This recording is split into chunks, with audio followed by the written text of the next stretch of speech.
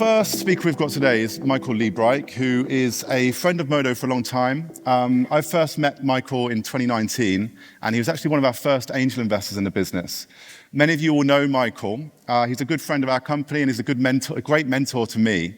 I often think about Modo being a bit like Bloomberg New Energy Finance, but with Python code instead of Excel sheets. And I'm very thankful to have Michael here today. He's always entertaining, and no doubt there will be one or two mic drop moments. So Michael, if you'll join me on stage, and a warm welcome for Michael.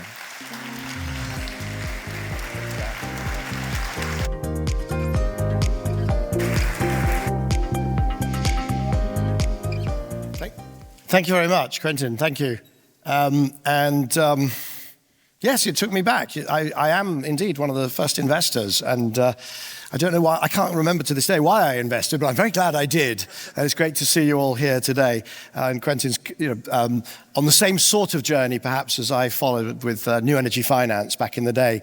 So I have just got back from 3 weeks in Singapore, Australia, New Zealand. Before that, I've been in Canada, I've been in Egypt, I've been in Brussels, I've been in Westminster. So I thought I could perhaps, before, you're going to get into a lot of detail today, and there's a lot of really, really, really smart people. So I'm going to try and skate across the surface and give maybe a little bit of an international perspective of where are we at this particular moment in the energy markets, in history of energy. And hang on, if I do that, there we go, look. Navigating turbulent transition. I mean, I think there is a transition, and we'll talk about whether there is and what it looks like and so on. So there's, first of all, global context. And there's these two narratives out there because of the war in the Gulf. And one narrative over on the right is we took our eye off the ball. We got obsessed with net zero. We tried to do wind and solar, which were not resilient, and we should have invested more in making sure that our fossil, that we had reliable supplies of fossil. And you've got headlines like Denmark considering to go back into exploration and so on. So there's this sense that we really need to get serious now. But there's another view, which is clean energy is the way to get real resilience, and that fundamentally this is a fossil crisis, and the solution will not be a fossil solution. And you've got these kind of two dueling views, and the answer is it's a little bit of both. Short term, we need to do some of this to secure supplies, and maybe also for, we'll talk about the last few percent resilience.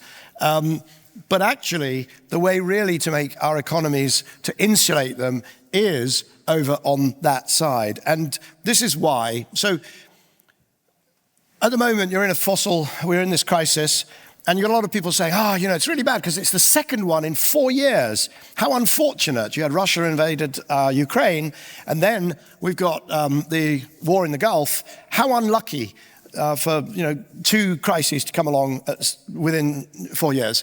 But the reality of fossil fuel dependence is actually that, which is, if you go back to the 1973 Arab oil embargo, 60 years, in fact, there's been 8 times, the red ones, where the price went up by 30% or more within a single year period, and 6 times it went down. And of course, if you're a producing nation or a producer, the crashes down are just as bad as the spikes up.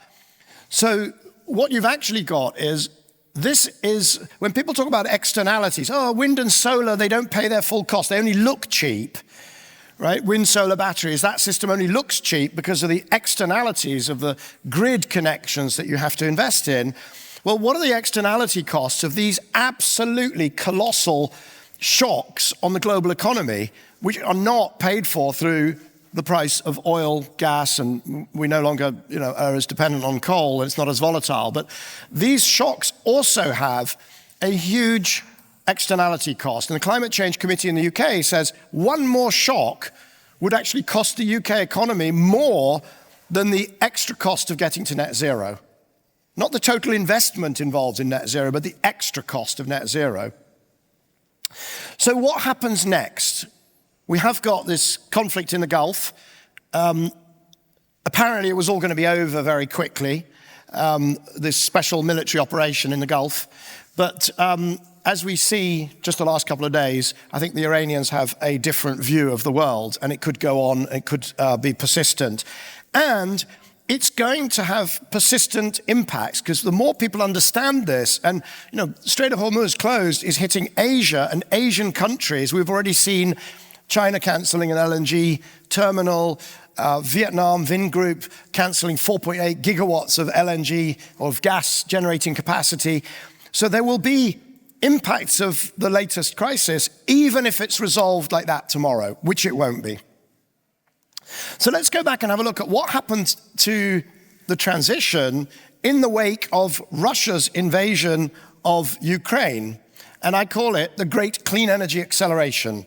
It's a bit like the First World War. When they were in it, they called it the Great War. They didn't realize it was the first of two, so it got renamed afterwards. So we're about to see the Great Clean Energy Acceleration 1.0, and I believe we're about to see 2.0 because of the events in the Gulf. So that is when I started, Quentin, when I started New Energy Finance, see that little bit there? The little dark blue bit was what I was tracking. And it was $36 billion globally of investment in renewables.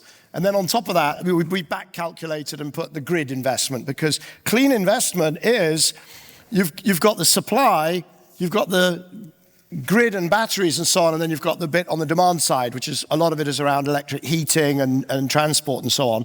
And that is the Great Clean Energy Acceleration. That is the impact that we had, or you can't say it's all due to the Russian invasion of Ukraine, but as people, Europe particularly, had to get off Russian gas and oil, there was a price spike which drove investment also around the world. We saw this Great Clean Energy Acceleration. Now that's the money. We're talking about the 36 billion blue plus the grid, about 230, 240 billion globally, is now 2.3 trillion. So a 10x growth. Bit of inflation in there too. Now this is the kit. That was the money. This is the kit. What is being added to the grid? And you can see Great Clean Energy Acceleration. We're now at nearly 90%. I think we may even be over 90% in 2025 of everything being added to the grid is wind and solar. When I started my business, it was called alternative energy, and now it's 90% of everything being added to the electrical grid. And then we've done money, we've done kit. This is electricity, and this is non-hydro renewables, largely wind and solar. The two of them together by now are ahead of gas. Wind and solar generating more than gas globally. Wind, solar, and hydro generating today more than coal, king coal. And there was a statement that was unthinkable back when I started New Energy Finance. And each of wind and solar today generating more than nuclear. Just astonishing. And here's a fun thing, because you're at a different point in the growth of batteries, particularly we're about to see, but I started New Energy Finance here. And it was the most dynamic, extraordinary, amazing, tiring process to track the growth of an industry. And I sold to Bloomberg here. All of that incredible hard work by my team was this little flat bit of the chart, because when it grows and it does that, you crush down the vertical scale. So there's the Great Clean Energy Acceleration, and here's batteries. So back in 2019, the team that I trained produced a forecast for batteries. You can see it's enormous growth. We were out there, 2019, about, I don't know when it was, whether it was when exactly which year Modo was founded. Obviously, we now have different and better, I'm not allowed to say that, forecasts. But this is what happened. Great Clean Energy Acceleration. Now, the funny thing is, go back to that green line. When you look at this, when we plot it out, do you know what it's going to look like? It's going to look like the flat bit of the curve. Because the scale that there goes up to, 2,500 gigawatt hours, that's going to be tiny. That's going to be just the little flat bit of the scale early on. And so it's actually going to, by the time you get out there another decade, you'll look back on this period on the chart and say, what were we all so excited about? Well, we're excited because the growth rate, the dynamism, the way it's changing the system, it's changing pricing. I've just come from Australia, I said, and what you've now starting to see, Australia, world champions at rooftop solar and also now 500,000 home batteries and big batteries.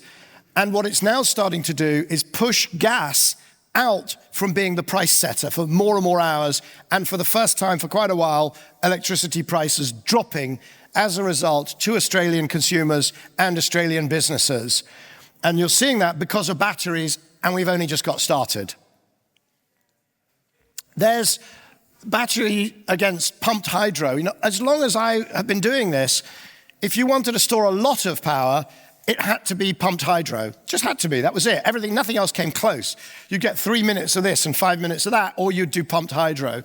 And now, and I do regret, this is not Modo data, but you can see that pumped batteries getting close or crossing over, and it's very dependent on what your metric is and where and so on.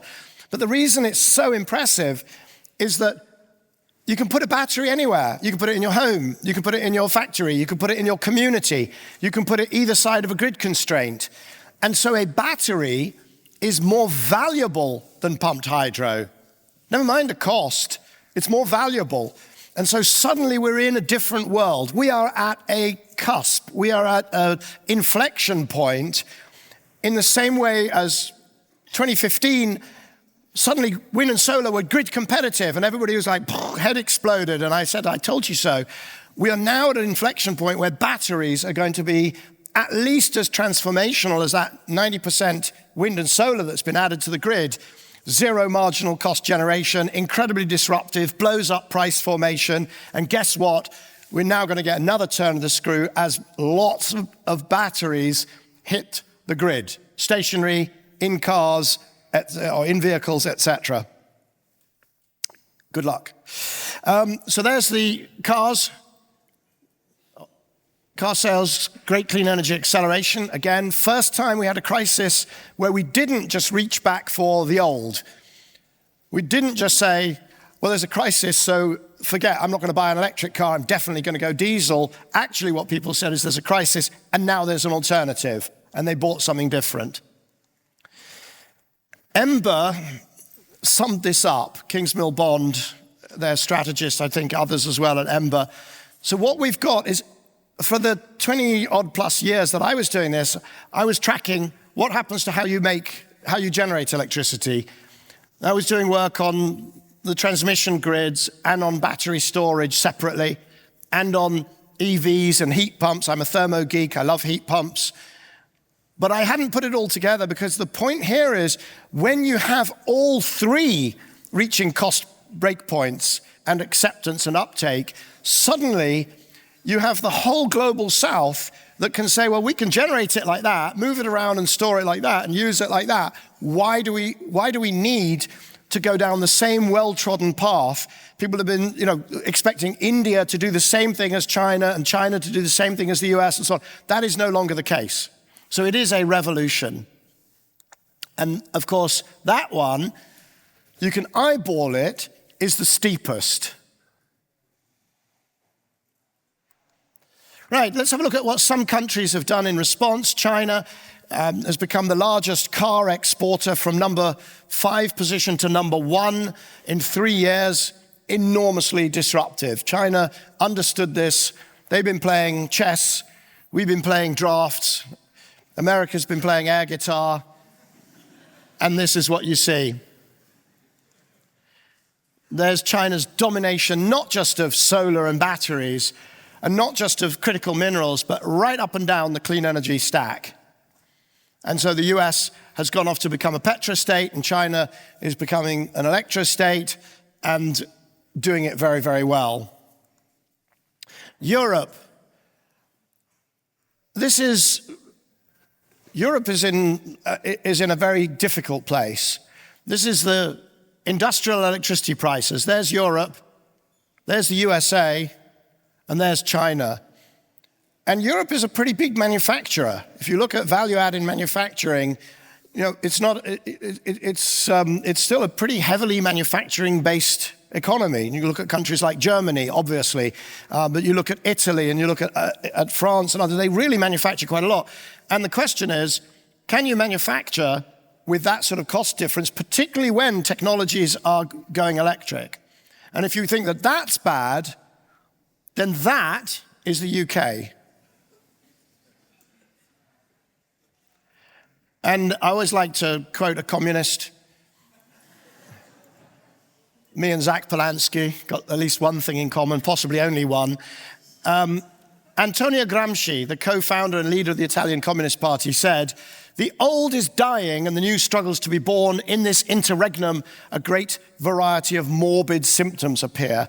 And really that's what's happening. You've got a new system and an old system, and you've got this sort of fight, because some people say, well, we should stick with the old. And some people say, no, we've got to really go all the way with the new, and we're kind of at some middle point in Europe. So in the US, they've gone completely different direction. As I say, air guitar or oil, natural gas, coal, but also, to be fair, hydropower, biofuels, critical minerals, nuclear energy resources. And what's very interesting is that they're actually in record installation territory, because the one big beautiful bill actually enshrined the tax breaks even for wind and solar. So offshore wind definitely came to a screeching halt. EVs came to a screeching halt, but interestingly, what did the car companies do in the US? They were going to build gigafactories. They're still building them, but they're pointing them at stationary storage for the grid. And so the US, by 2027, will have enough capacity to double all of the electrical storage in the US every 2 years, including pumped hydro, right? So including the amount of pumped hydro they've got. So they are, despite all of this, they are actually pushing ahead with clean energy. Obviously, they're not going to benefit from the supply chain that they would have had they pressed ahead with the Inflation Reduction Act. But nevertheless, clean energy is by no means dead in the US.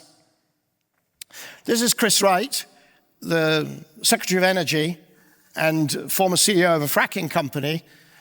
And he said that he was on a podcast, not mine, not Modo's, but he was on a podcast, and he said about solar. He was asked about solar. Why is the US slow walking solar? And he said, there's no there. If we can make about 50 years out, solar never gets to 10% of global energy. And what's fun about this is, sadly, it'll take a bit longer than the duration of the current Trump administration. It'll take a few years longer, but not that much longer, and he would quite clearly be not Chris Right, but Chris Wrong. Now, the US is obsessed with AI. Texas, 400 gigawatts of connection queue, of AI data centers in the connection queue. There's only about 70 or 80 gigawatts of production of generation at peak in Texas. And the way to read all stories about AI data centers is divide by 10. Divide by 10, and you might have the right number, the amount that might be built in 10 years or so. It's going to be, and by the way, you could probably divide by 20 and you won't be wrong there either. It's extraordinary. You go to Australia, there's 50 gigawatts. UK's got 50 gigawatts. Think about it. What do each of these hyperscalers need? They need a few gigawatt scale data centers, 2 or 3 each, and then they need inference data centers around most of the decent sized cities. And when you add it up, you're like, where does 400 gigawatts for Texas, how could it possibly be used? And then you start meeting some of the people proposing it, and they're like real estate developers who've developed a 10 megawatt data center, and now the next one's going to be a gigawatt 2 or something like that. And it's quite obviously not going to happen. Now, that's not to say AI doesn't work, and you ask Co, for those who've not noticed. I've just been playing with it, and it's, there's no question. The question is how big, how many data centers, what capacity we need. Now, I'm going to say it, the bros, because they are all bros, running these companies, they are very angry. They're going through the 5 stages of grief. They were going to, rule the world.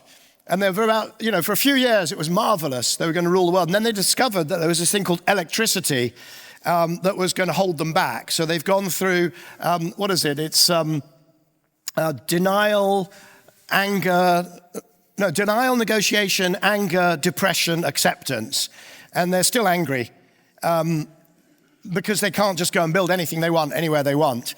But they love nuclear because they think that that's going to solve the problem. They will discover the same thing that every utility discovered, that nuclear works, and it's slow, and it's expensive, and not everybody loves it, and so on. So they'll build some because they're incredibly rich. And I'm delighted. I have a nuclear engineering slight background.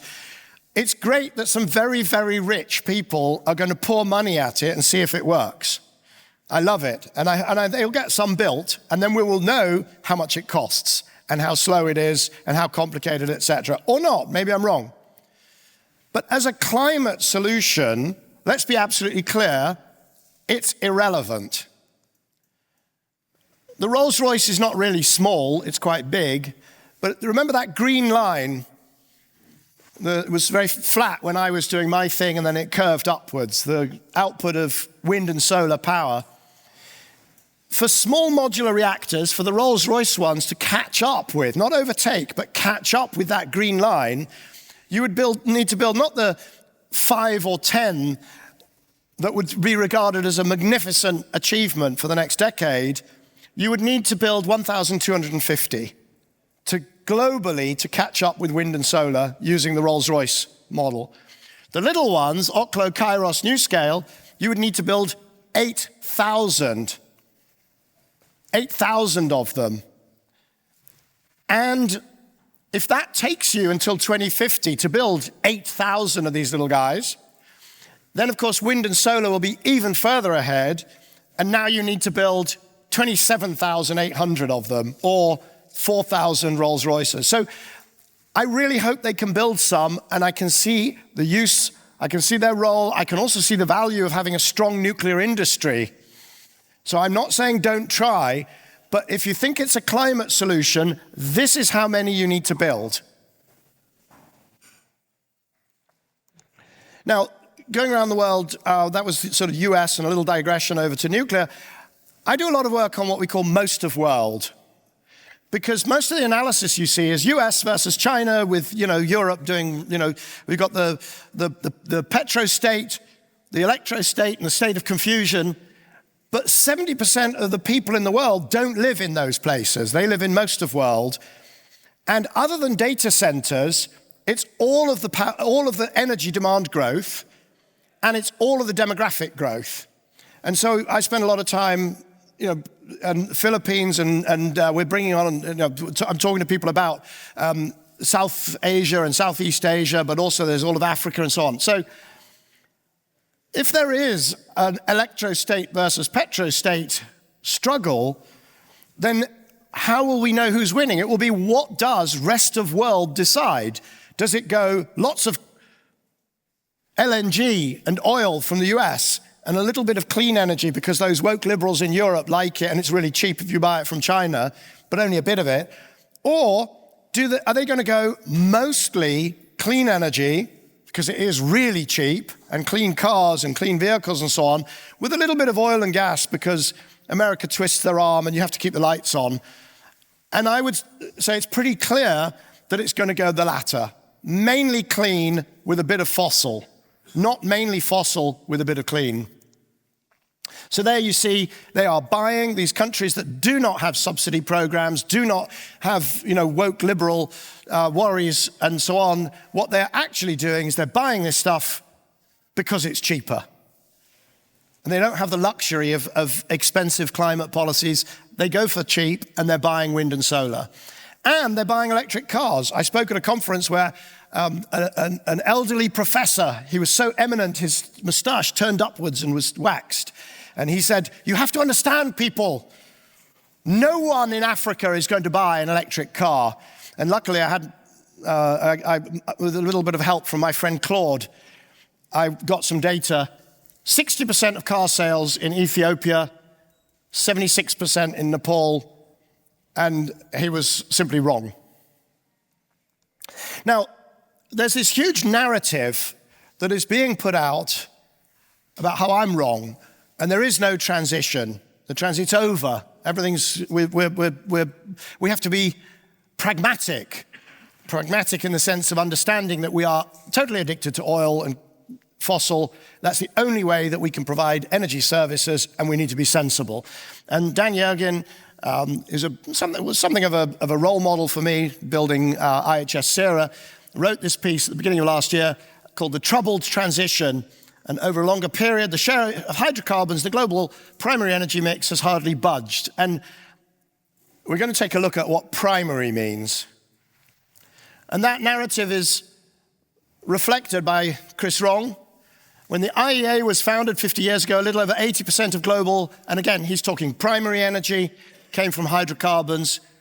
50 years later, a little over 80%. And so they say the transition has failed. Now, this is a view of the transition out of the UN, FCCC, and those activists who say things like, keep 1.5 alive, which is, when it doesn't work, double down.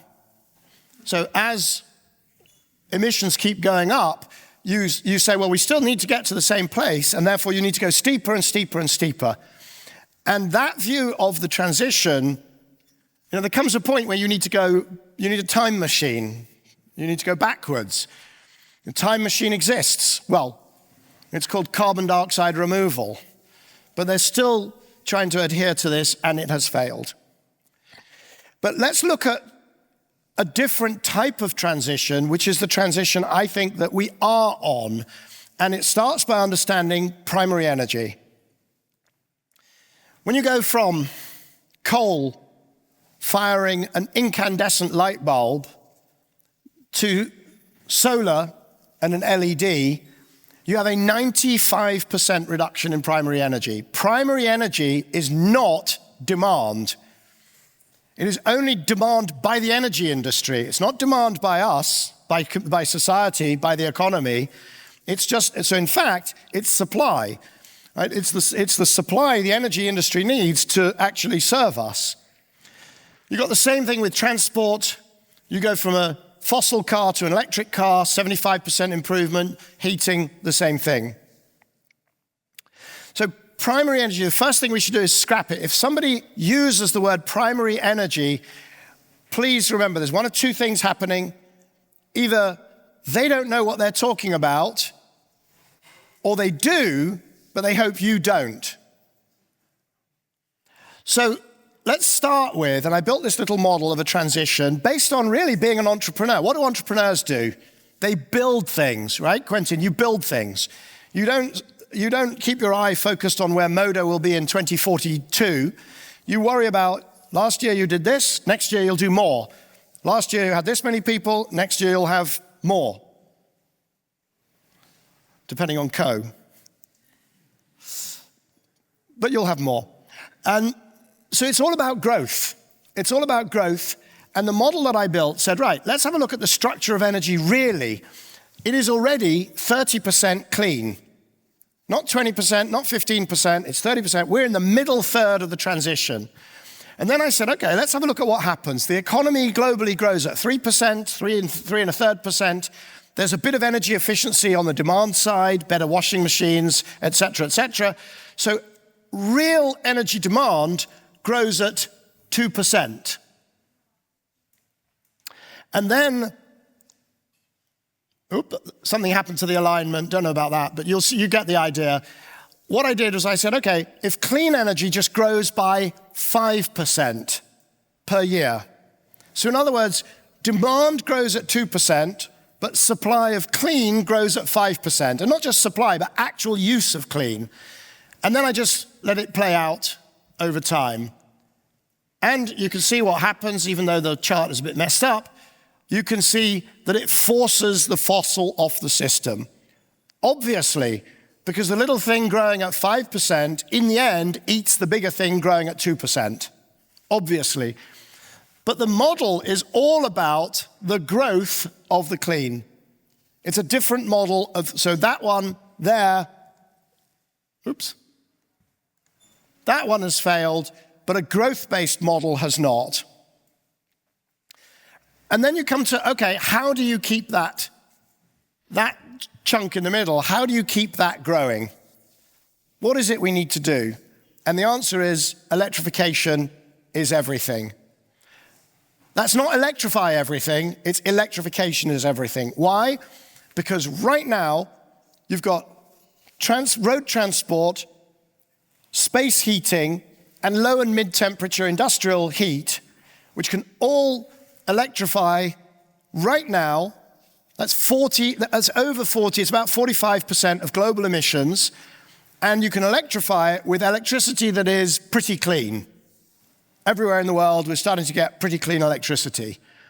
And so if you want to see a rapid, deep, affordable switch addressing emissions, then that is everything. All the other stuff, aviation and cement and steel and so on, the hard to abate, harder, more difficult sectors, it doesn't mean we ignore them, but if we focus all our effort on them, then we will not be making rapid, deep and affordable progress.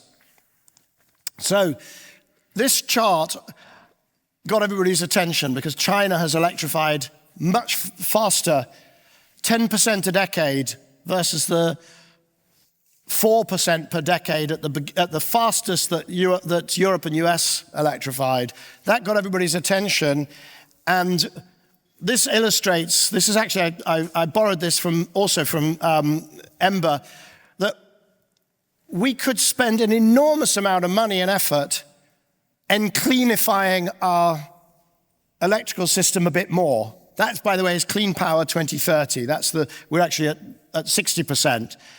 But actually, if you think about it, electrification is the thing that will reduce emissions fastest and at lowest cost.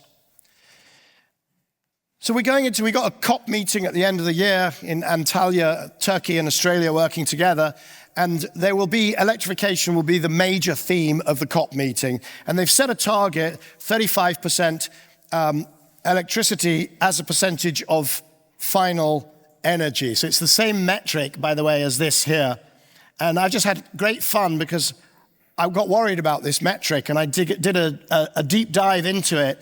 And what you find is that it's a really bad metric. So electrification is the right thing, but what you see is to get to 35% electricity as a percentage of final energy for heat pumps, because of the way that they destroy, if you move from the example I gave with the LED, with the car, with the heating, you actually need to get to 60 or 70% penetration before you get to 35% of final energy. So there's lots of fun and games to be had, but fundamentally, the COP meeting is going to underline, and everywhere I go, what I hear is electrification, electrification, electrification. Canada, Australia, Brussels, the UK, they've all got electrification front and center of mind. And so we produced this, which is a little aide-memoire for policymakers, investors, and other people without thermodynamics about what order and how quickly to electrify different sectors. And I think the message here is that we are going to see very rapid, this is stuff that is fully commercial now, commercial in many places, commercial in some places, and then stuff that you put R&D money into. But this is the key to rapid decarbonization and affordable.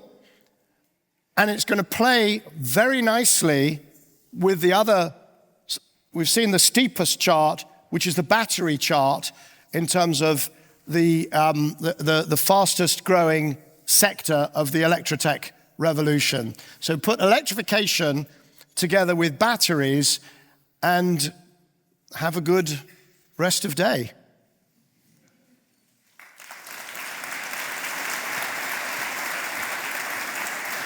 Thank you. We stay around for a question.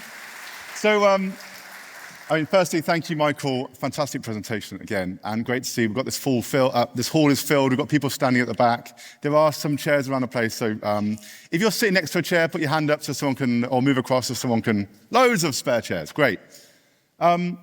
with the interest of time, we did start 20 minutes late today so everyone can get in. So we're going to reduce the amount of questions. And actually, we have, don't forget that you have Slido to ask questions. But Michael, if I could ask you a question, please. And we've discussed and argued about a few of these things before, but what do you think about, so this is a fantastic overview of the big picture stuff. What do you think about the policy impact of things like Made in America, Made in Europe, the move towards supply chains becoming more sovereign and that being a strategic imperative for each continent, if you like, and the appetite for, I really like the framing of most of world, the appetite for Europe and the US and some of most of world to continue buying from supply chains in China, given everything that's going on. How does that affect what you just talked about? So I'm a free trade guy. I was on the board of trade under a certain Liz Truss. Actually, I was the human carbon offset to Tony Abbott because there was outrage that he was on the board of trade, and so they needed somebody who was kind of clean energy and climate, whatever. And I got this phone call saying if I was invited on the board of trade, would I accept? And I said, well, I'd be honored. And they said, good, because the press release goes out in half an hour. So I think trade is just incredibly important because it is how you do this. And obviously it's across the supply chain. And the complexity of it goes well beyond the simple sort of knockabout stuff of, you know, ooh, we're not going to buy a solar panel and you're going to buy a solar panel. It's like the chip in the inverter. To build that chip, you need, Dutch technology from whatever it's called, VSML or whatever the company is, and you need silicon from probably coming from Australia. And then you need some machine tool from Germany or Switzerland. It's much, much more complicated. So all of this kind of made in America and made this and made that, it slows it down. The political reality, though, is that some of that is inevitable. And the other overlay is that there are real security issues. I mean, there really are, and we can't just pretend there aren't. So the issue of having Chinese software monitoring and able to switch off our entire electricity grid has to be, we cannot have that situation. Now, there may be different ways of dealing with that rather than banning things, but there are real issues. Maybe I'm just seeing it because I live in the US now and seeing it through the US lens. I mean, it's everywhere. Every conference we go to about batteries or renewables, it's just constantly on the psyche about made in America. And maybe I'm projecting that because that's my experience now. But there's something else going on. So there are real issues, right? But there are also fake issues because all the people who are banging on about made in America and they're on their Apple phone and they've got their Apple, tablet and they've got their everything, their shoes, their clothes, everything. So there's an element of using issues because you don't like clean energy, so you say, well, it's got to be made in America. But I come back also to the real issues. If you look at the supply chain, some of those critical minerals, the critical minerals that you need to build a wind turbine or for the chips that are in the inverters and so on, those are the same critical minerals that the military needs for all of its hardware. So it feels like, I mean, it is a real issue, but it's much broader than just clean energy, just renewables or EVs. And we will muddle through. We will muddle through. The answer is we will not have a single solution that we'll move on from. We will, as we always have in trade. I mean, look at what's going on now with the attacks on Ukraine. Fifth year of the war, and the Russian missiles are still full of components made in the West. They still can't make a missile without Western industry, and we can't stop them getting our components. So that should tell you how easy it's going to be to unravel and to say made in America and that's it and close the door to the, it's not going to happen. Okay, all right. Round of applause for Michael. Warm round of applause, please. Thank you very much. Thank you. Okay, we're going to switch lanes a little bit now and focus on GB. And many of you will know Robyn Lucas, who's going to join us on stage. So Robyn runs our GB team, and he's going to talk to you about batteries and renewables in GB. Over to you.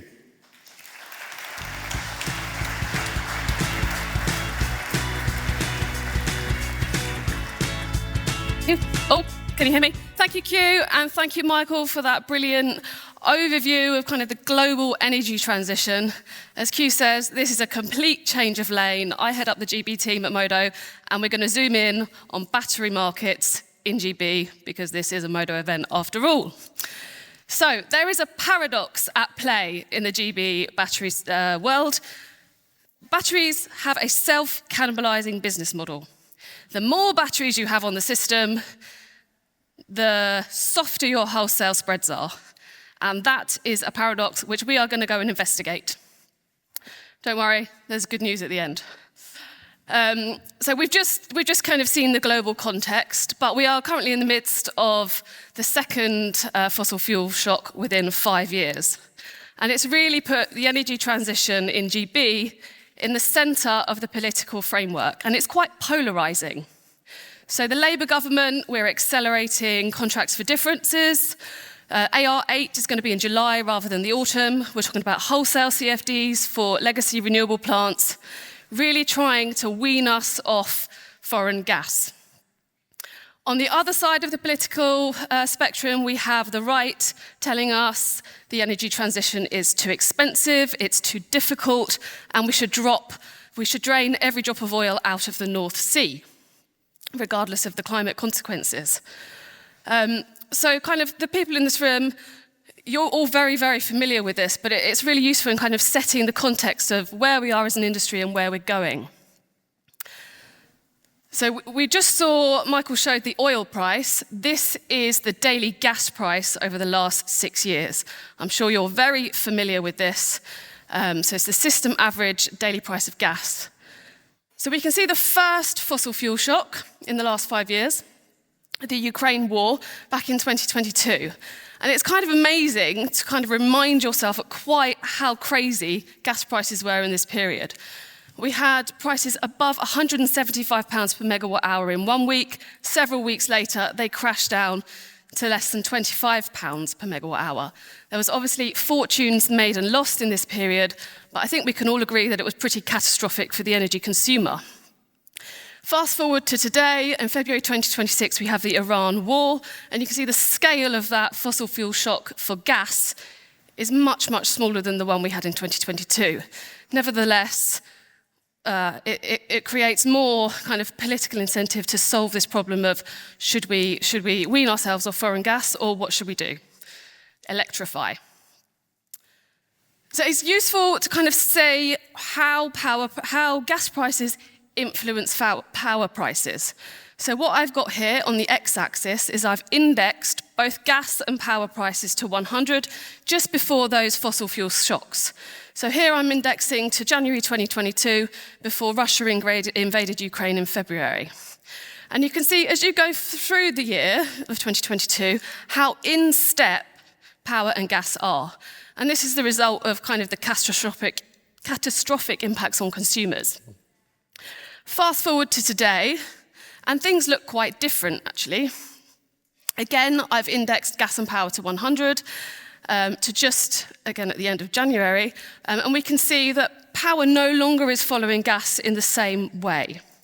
There are signs here that we are decoupling power prices from gas prices. And in fact, at the end of March and in April, there are so many renewables on the system that power prices are the same as they were before the crisis happened. This is a little bit murky. We kind of have to sort of squint a bit to see that we can see this decoupling. Let's look at some statistical distributions. I'm a data scientist after all. So in 2022, each point on this graph here is a day, and we're looking at the gas price on that day and the average power price across that day, the day-ahead power price. And you can see it's linear, right? Power and gas are really tightly correlated. Fast forward to 2026, and that distribution actually looks quite different. We still have the line through the centre, but on about 20% of days, in the pink dots at the bottom here, gas is no longer setting the average price of power on that day. So this is huge. This is signs that we are decoupling power prices from gas prices, and it's wind and solar that are setting the price on these days. And it's cheaper, crucially. So how have we got there? So this is showing the capacity of wind, solar and battery storage in 2022, 2026 today, and then what we think is going to happen in 2030. So we've seen about a 50% increase in installed capacity of wind and solar during this period. And that's really been the crucial element that's allowed us to decouple our average power prices from gas prices on those 20% of days. We also see there's been a massive growth in battery storage. And it looks quite small here compared to the scale of the renewable installations. But actually, we've got about a 500% increase in battery storage during this period. We go from 1.3 gig in February 22 to over 7 gigawatts of batteries on the system today. And I think that is a success story due to many of the people in this room. By 2030, we're expecting to have more than 100 gigawatts of clean capacity on the system. So let's look specifically at the battery's role in kind of peaking, flexible, dispatchable capacity. So here on my y-axis, again, I have the flexible capacity of various different technology types in 2022, 2026, 2030. As I said, back in 2022, we had just 1 gigawatt of storage, and pretty much all of that would be in ancillary services. It's not interacting in the wholesale markets. Today, that 7 gigawatt fleet is pretty much all regularly, on a daily basis, dispatching into wholesale markets, the day ahead, the intraday markets, and the balancing markets. And it's currently about 20% of our peaking dispatchable plant. And crucially, it's also cheaper than the rest. So this battery fleet here is actually kicking off more expensive peaking gas plant from the system. And by 2030, it's going to be more like 40–50% of the fleet. So, what is that battery fleet doing on any one particular day? This is a particularly grey day, a little like today, and we have the generation of various different fuel types. And this is the 14th of February. Demand is quite high. We're nearly at 40 gigawatts, and the big dark area at the bottom here is gas CCGTs. We're still very much relying on gas for the bulk of our energy on days when there is not much wind. So if I take away everything we don't control and actually just leave batteries and gas, you can see the impact of those battery dispatches on sort of our dispatchable capacity, and particularly over the peak period. We see more than 2.5 gigawatts dispatching in that sort of 4 to 6 evening peak period. And the gas is flat. Batteries are taking over that peaking plant role here. They're kicking them off the system, and as a result, power prices are cheaper because they are displacing more inefficient, more expensive plant. And the impact on power prices is quite clear. So in the red here, I have the actual day ahead. I think this is the N2EX price during that day. It actually wasn't that expensive considering how little wind there was and how high demand went. But over the peak period, our modelling suggests that batteries, by displacing and kicking off the more expensive gas, have saved the consumer about £40 a megawatt hour. Now, this is the best day of the ones we looked at. On average, it's more like £5 a megawatt hour, but it really depends how high your residual demand is, and that you can kind of get rid of the most expensive plants.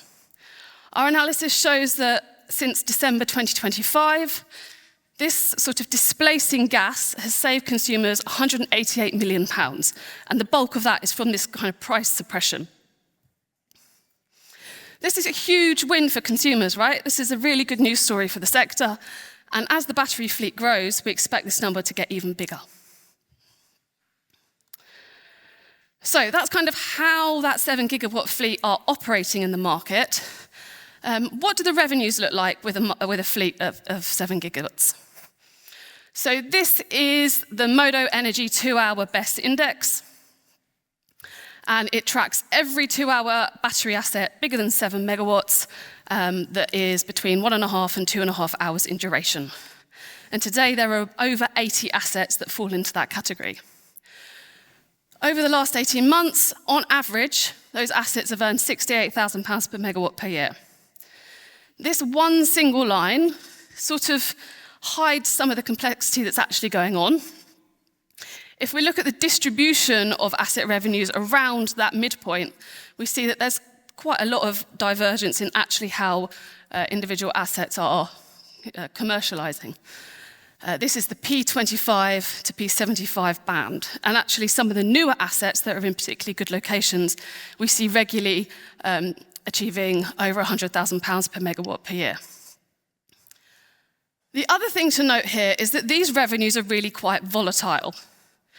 So in May, we've had pretty low revenues. March and April was quite windy. It was quite good for batteries.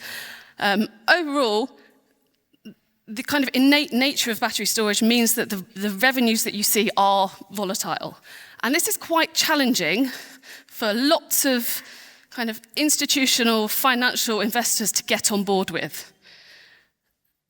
So what is the market doing to try and sort of fix this problem? How can we get long-term revenue certainty when this is sort of the basis of batteries business models? So if we just take a little step back and look at the contracting structures that we have in GB, we see that the market is maturing. Back in 2018, there were a small number of assets. They might have been 10 megawatts or so in size. I've written merchant, but actually mainly they were doing ancillary services, and they probably had a chunky capacity market contract. And that CM contract would provide sort of the long-term certainty that banks like. Fast forward a few years, and floor contracts are really, really common.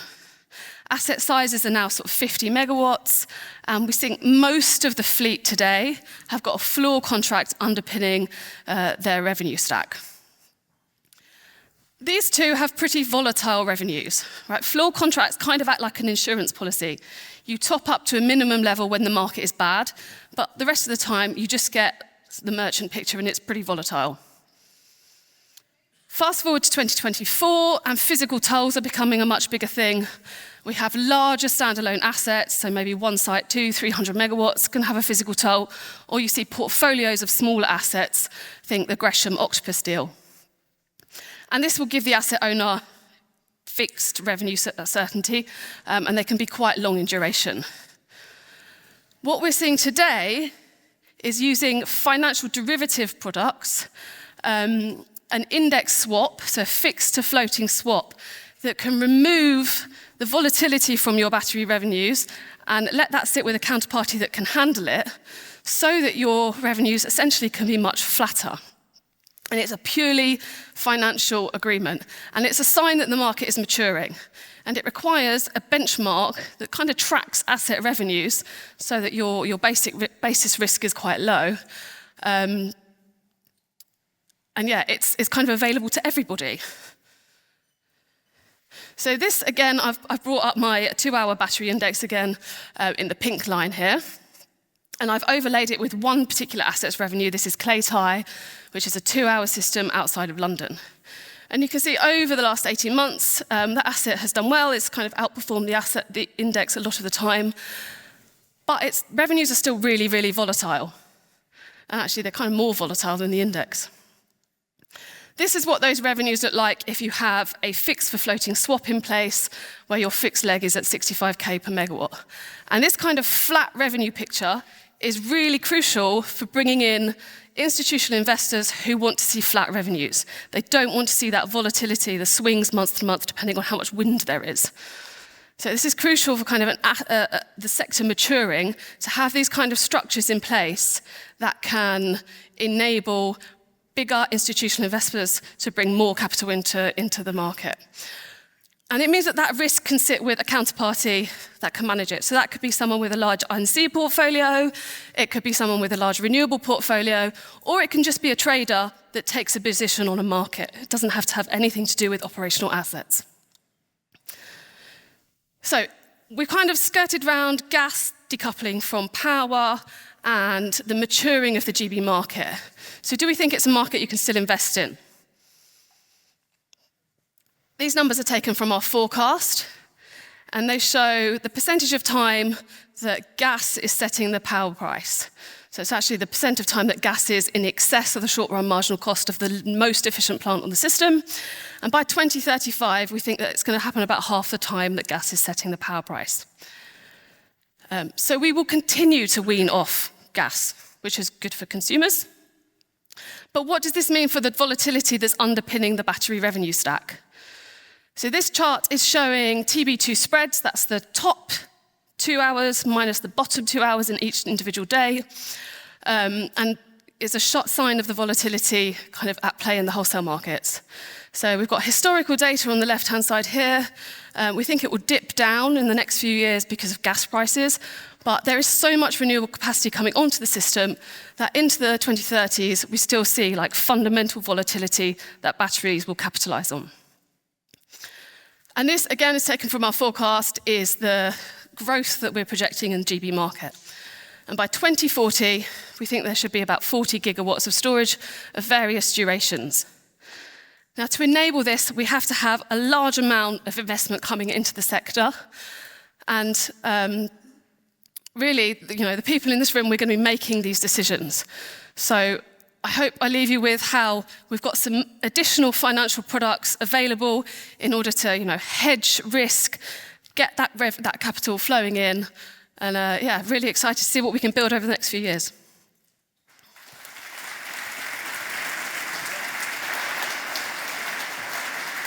Thank you. We are going to do a couple of questions. Slido is popping off. It's a good start. Thank you, Robyn, very much. I'm going to start with one from Mark Merrick. Where's Mark? Put your hand up. There he is. Hi, Mark says, is it not too early to conclude that power has decoupled with gas based on a spring and half a summer? Difficult question for the first one. Come on. Based on a spring and half a summer. Let's see a winter as well. It's very true. Let's see a winter as well. I think the impact is like trying to measure from those fossil fuel shocks quite how you can see power decoupling from gas. And yes, the data is limited, but I think it's very evident we're seeing more and more days where wind is setting the price, solar is setting the price in the middle of the day. Prices are coming down, and it's a story we're seeing over the whole world. And thank you. And we've got one from Anonymous, wherever you are. We'll just do one more. What percentage of the 7 gigawatts of batteries do you think bid into the day ahead auction? I would say probably in excess of 70 to 80% of them. They will all be, it depends a little bit on location, but they're all going to be charging up largely overnight in the day ahead market. And you will be retrading those positions in reality in intraday and balancing markets, but there's a lot of volume going into the day ahead. Okay. We're going to do a fireside chat now. So first, we want to introduce Stuart Jackson, from a CFO and co-founder of Octopus. And we're going to talk, some of you may remember, I used to host the Transmission podcast many moons ago. And it certainly had we used to focus on founders and founder stories more, and how they built businesses in the energy transition. And that's the lens we're going to use for the next 20 minutes as we talk about building Octopus, one of the most impactful companies in Great Britain, full stop, in British PLC, but also one of the most impactful companies in the energy transition right now, and a great success story for the UK. So first of all, round of applause for Stuart. Thank you. And so everybody knows who Octopus is, right? But if we could just do a baseball card to bring out the American side, or top trumps, I think top trumps. Let's do a top trumps card for Octopus so we can set the scene. Well, thank you for the introduction. It's very kind. We started about 11 years ago. We are today, we've got activity in somewhere in the region of 25 countries. We have 12 million domestic consumer customers. Last year we turned over well in excess of $20 billion US. We manage an investment portfolio of about $8 billion of principally renewable generation, but not exclusively. We have a leasing business for EVs. There are about 50,000 vehicles. We're deploying in the region of $1 billion, more than $1 billion a year there. We install low carbon tech, so solar, battery, EV chargers, and heat pumps at scale. We're deploying in the region of $500 million a year run rate of that. So collectively, it's a pretty big business, but all of those pieces now are starting to run together nicely. And I want to ask you about the last, did you say 11 years? 11 Yep. years of doing it? So we're in our 7th year, Modo, so we've got 4 years to catch up with Octopus. And I hate to say this, but you never catch up. yeah, I think you might be right. Hopefully. But it's okay, that's okay. How do you think about, I want to get straight in there with the culture stuff, because this really matters to us. Octopus is a disruptive company by nature. But also what you've just described there on your baseball card or top trumps card is really the numbers of an incumbent, right? This is scale of a massive, massive business. So how do you build a business with the mindset of a disruptor and a technology business? Because you invest, maybe we should talk about that, about how much you invest in software. How do you keep that culture when you are so large? I think the first thing to say is those are small numbers in comparison to the opportunity in the world. When you think there are, whatever it is today, 7, 8 million people in the world, there are only, we set out thinking of ourselves as a retailer in deregulated markets. There's about 35 of those in the world. But the vast majority, 85% of the world's households live in regulated markets. And actually, all of those places pretty much are wrestling with the same trilemma that we used to talk about, growing demand for power everywhere for the first time in decades as electrification variously is happening.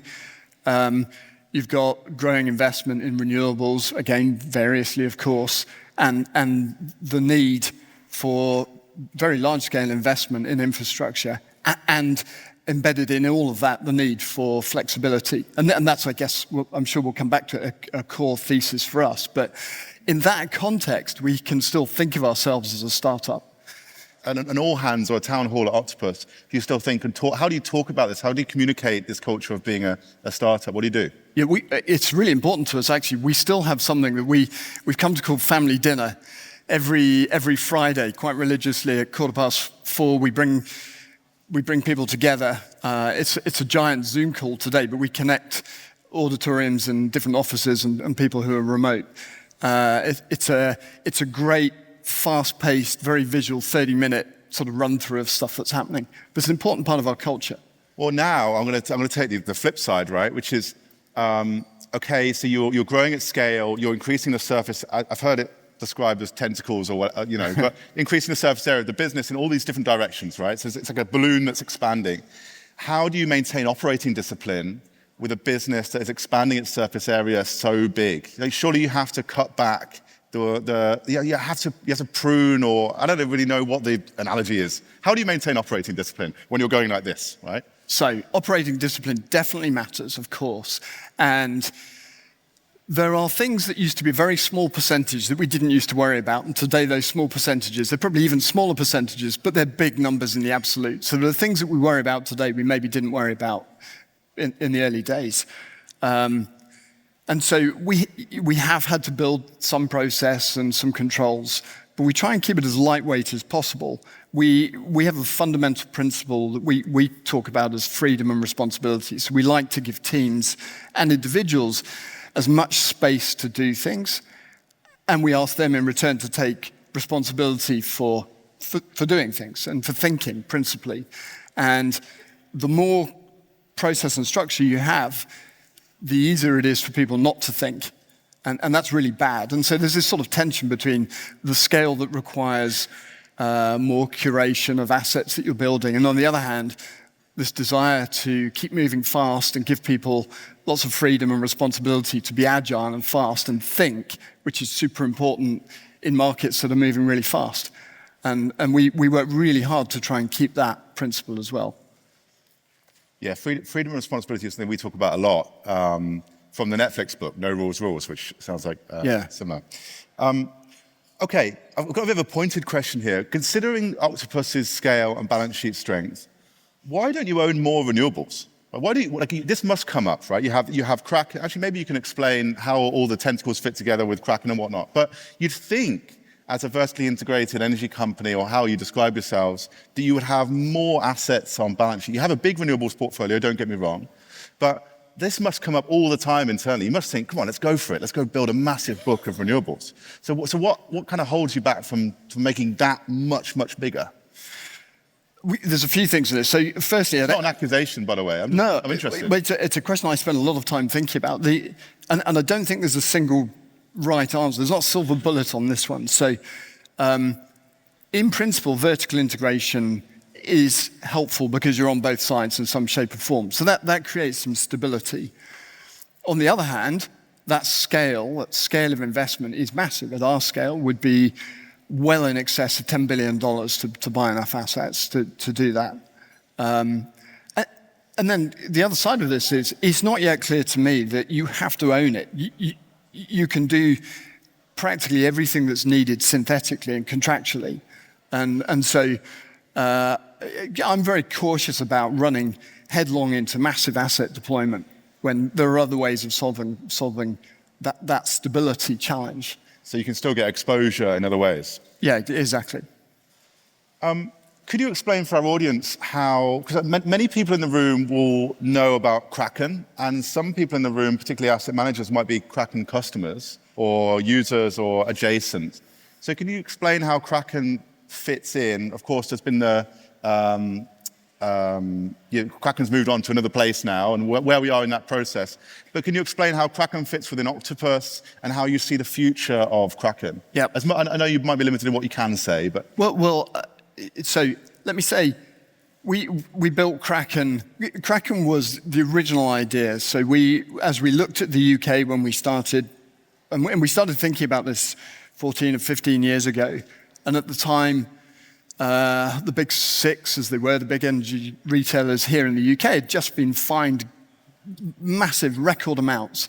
And we understood really that although those were for consumer misdemeanors, there was a tech problem at the heart of it. And my co-founders, James and Greg, had just finished an earn-out of a tech business that they'd been running for 10 years beforehand. And so that was really the kernel of the idea. And then we ended up building an energy retailer to demonstrate the tech and to live what we were building for ourselves.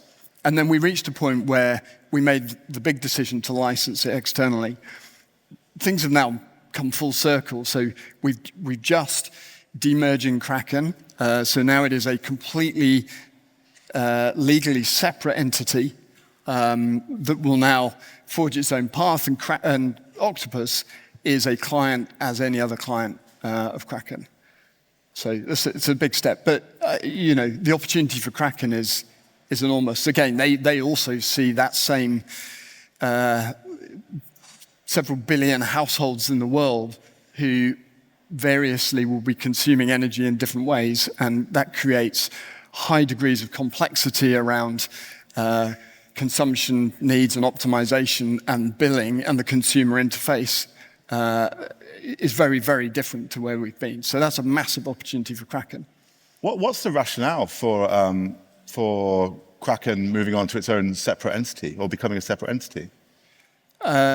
Several things. I think, firstly, Kraken also has customers that are competitors of Octopus. So there was a natural tension. Although we managed it very well, everybody has a separate instance on the platform, proper Chinese walls, physical restrictions on movement of people, and so on. We needed to go the whole step. So it's just legally a separate business. There is no tension then at that point. And the second thing is, culturally, although there are parallels, it serves very different markets. Its customers are not the consumers that are the principal customers of Octopus Energy. They are some of the world's largest organizations. They're monopolies in their own right in their own countries, and the way you deal with them and culturally the way you need to interface with those sorts of clients is obviously very, very different. Okay, so we've talked quite a lot about how Octopus has got to the point it is today, which is just a massive success story. Again, just kudos, right? Kudos. Well, thank you. So 11 years in, one of the things that we talked about briefly on our pre-call was that you're just getting started, right? So we see this enormous growth of Octopus and go, wow, very impressive, right? But you guys are talking about going much, much bigger.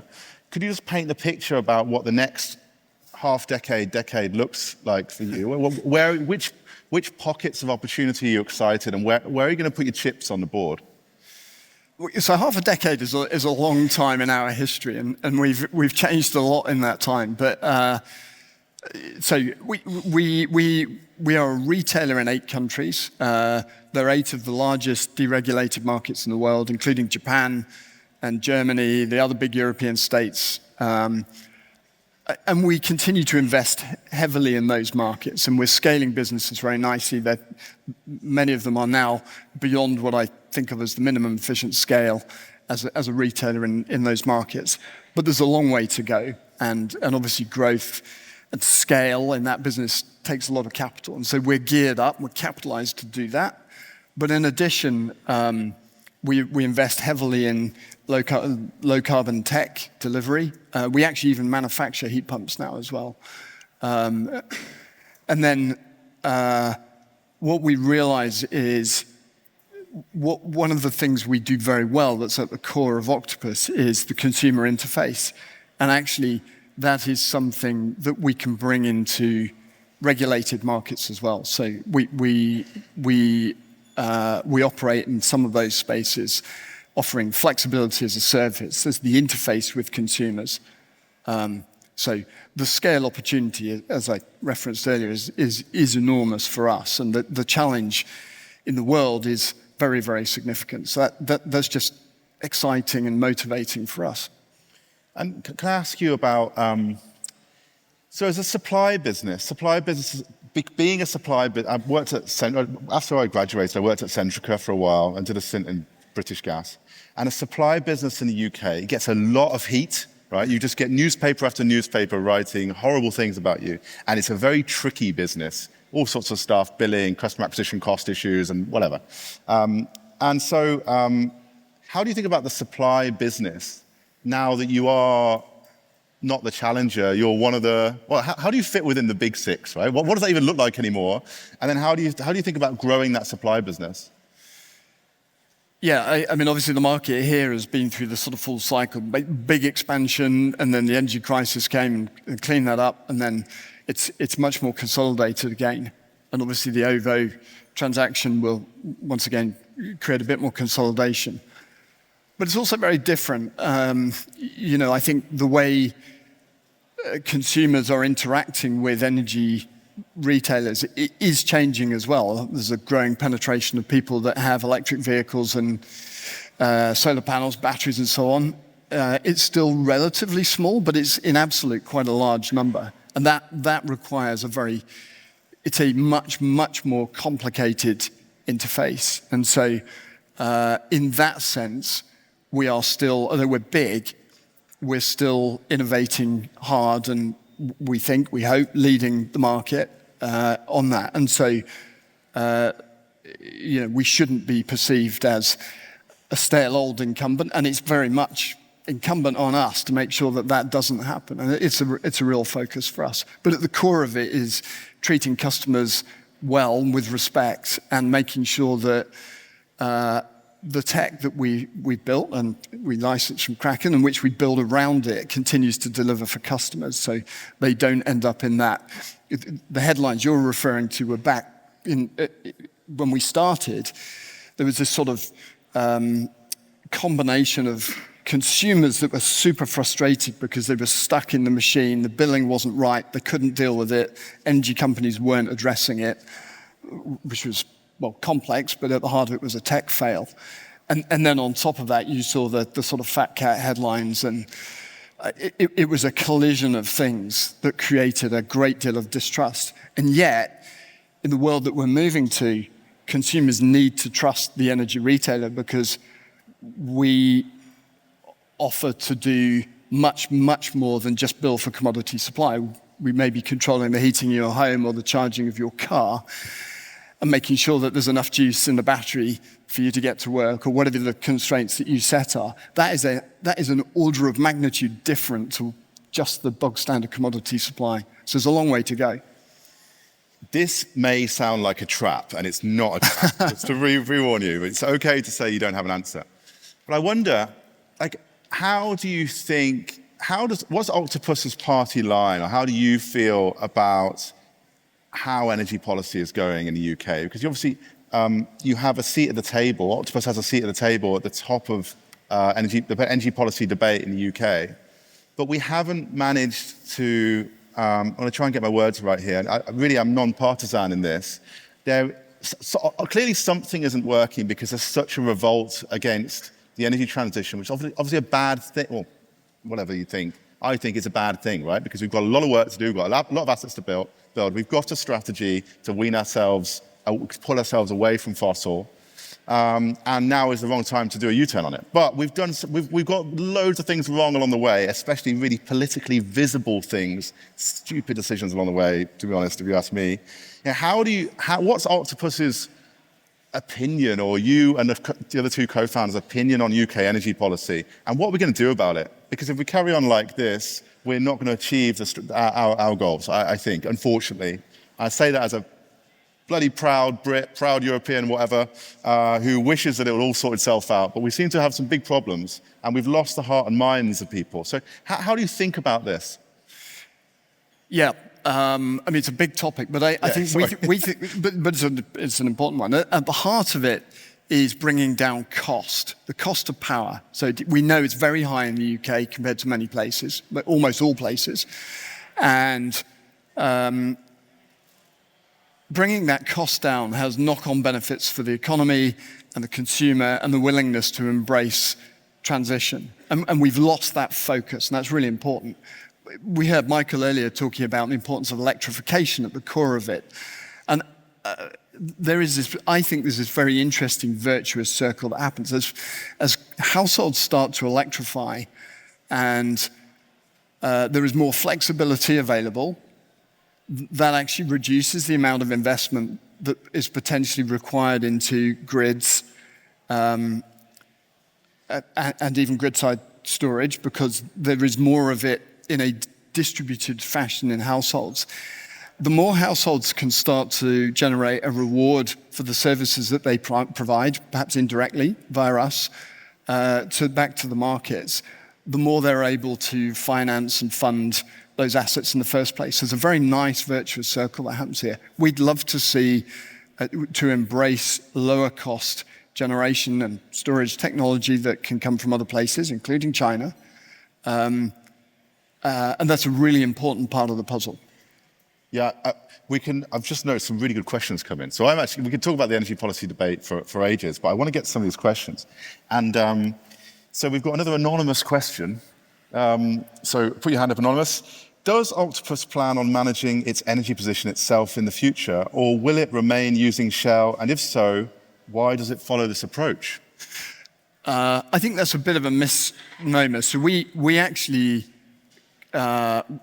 we construct all our own hedges, we operate our own risk management, and we just execute it through Shell. So they just provide market access. Okay. The next one is one that's close to my heart. So it's about the US energy market. So Modo, we launched in the US 3.5 years ago, and everybody I remember that we decided to go to the US before Europe, which is quite an unusual thing for a British business to do.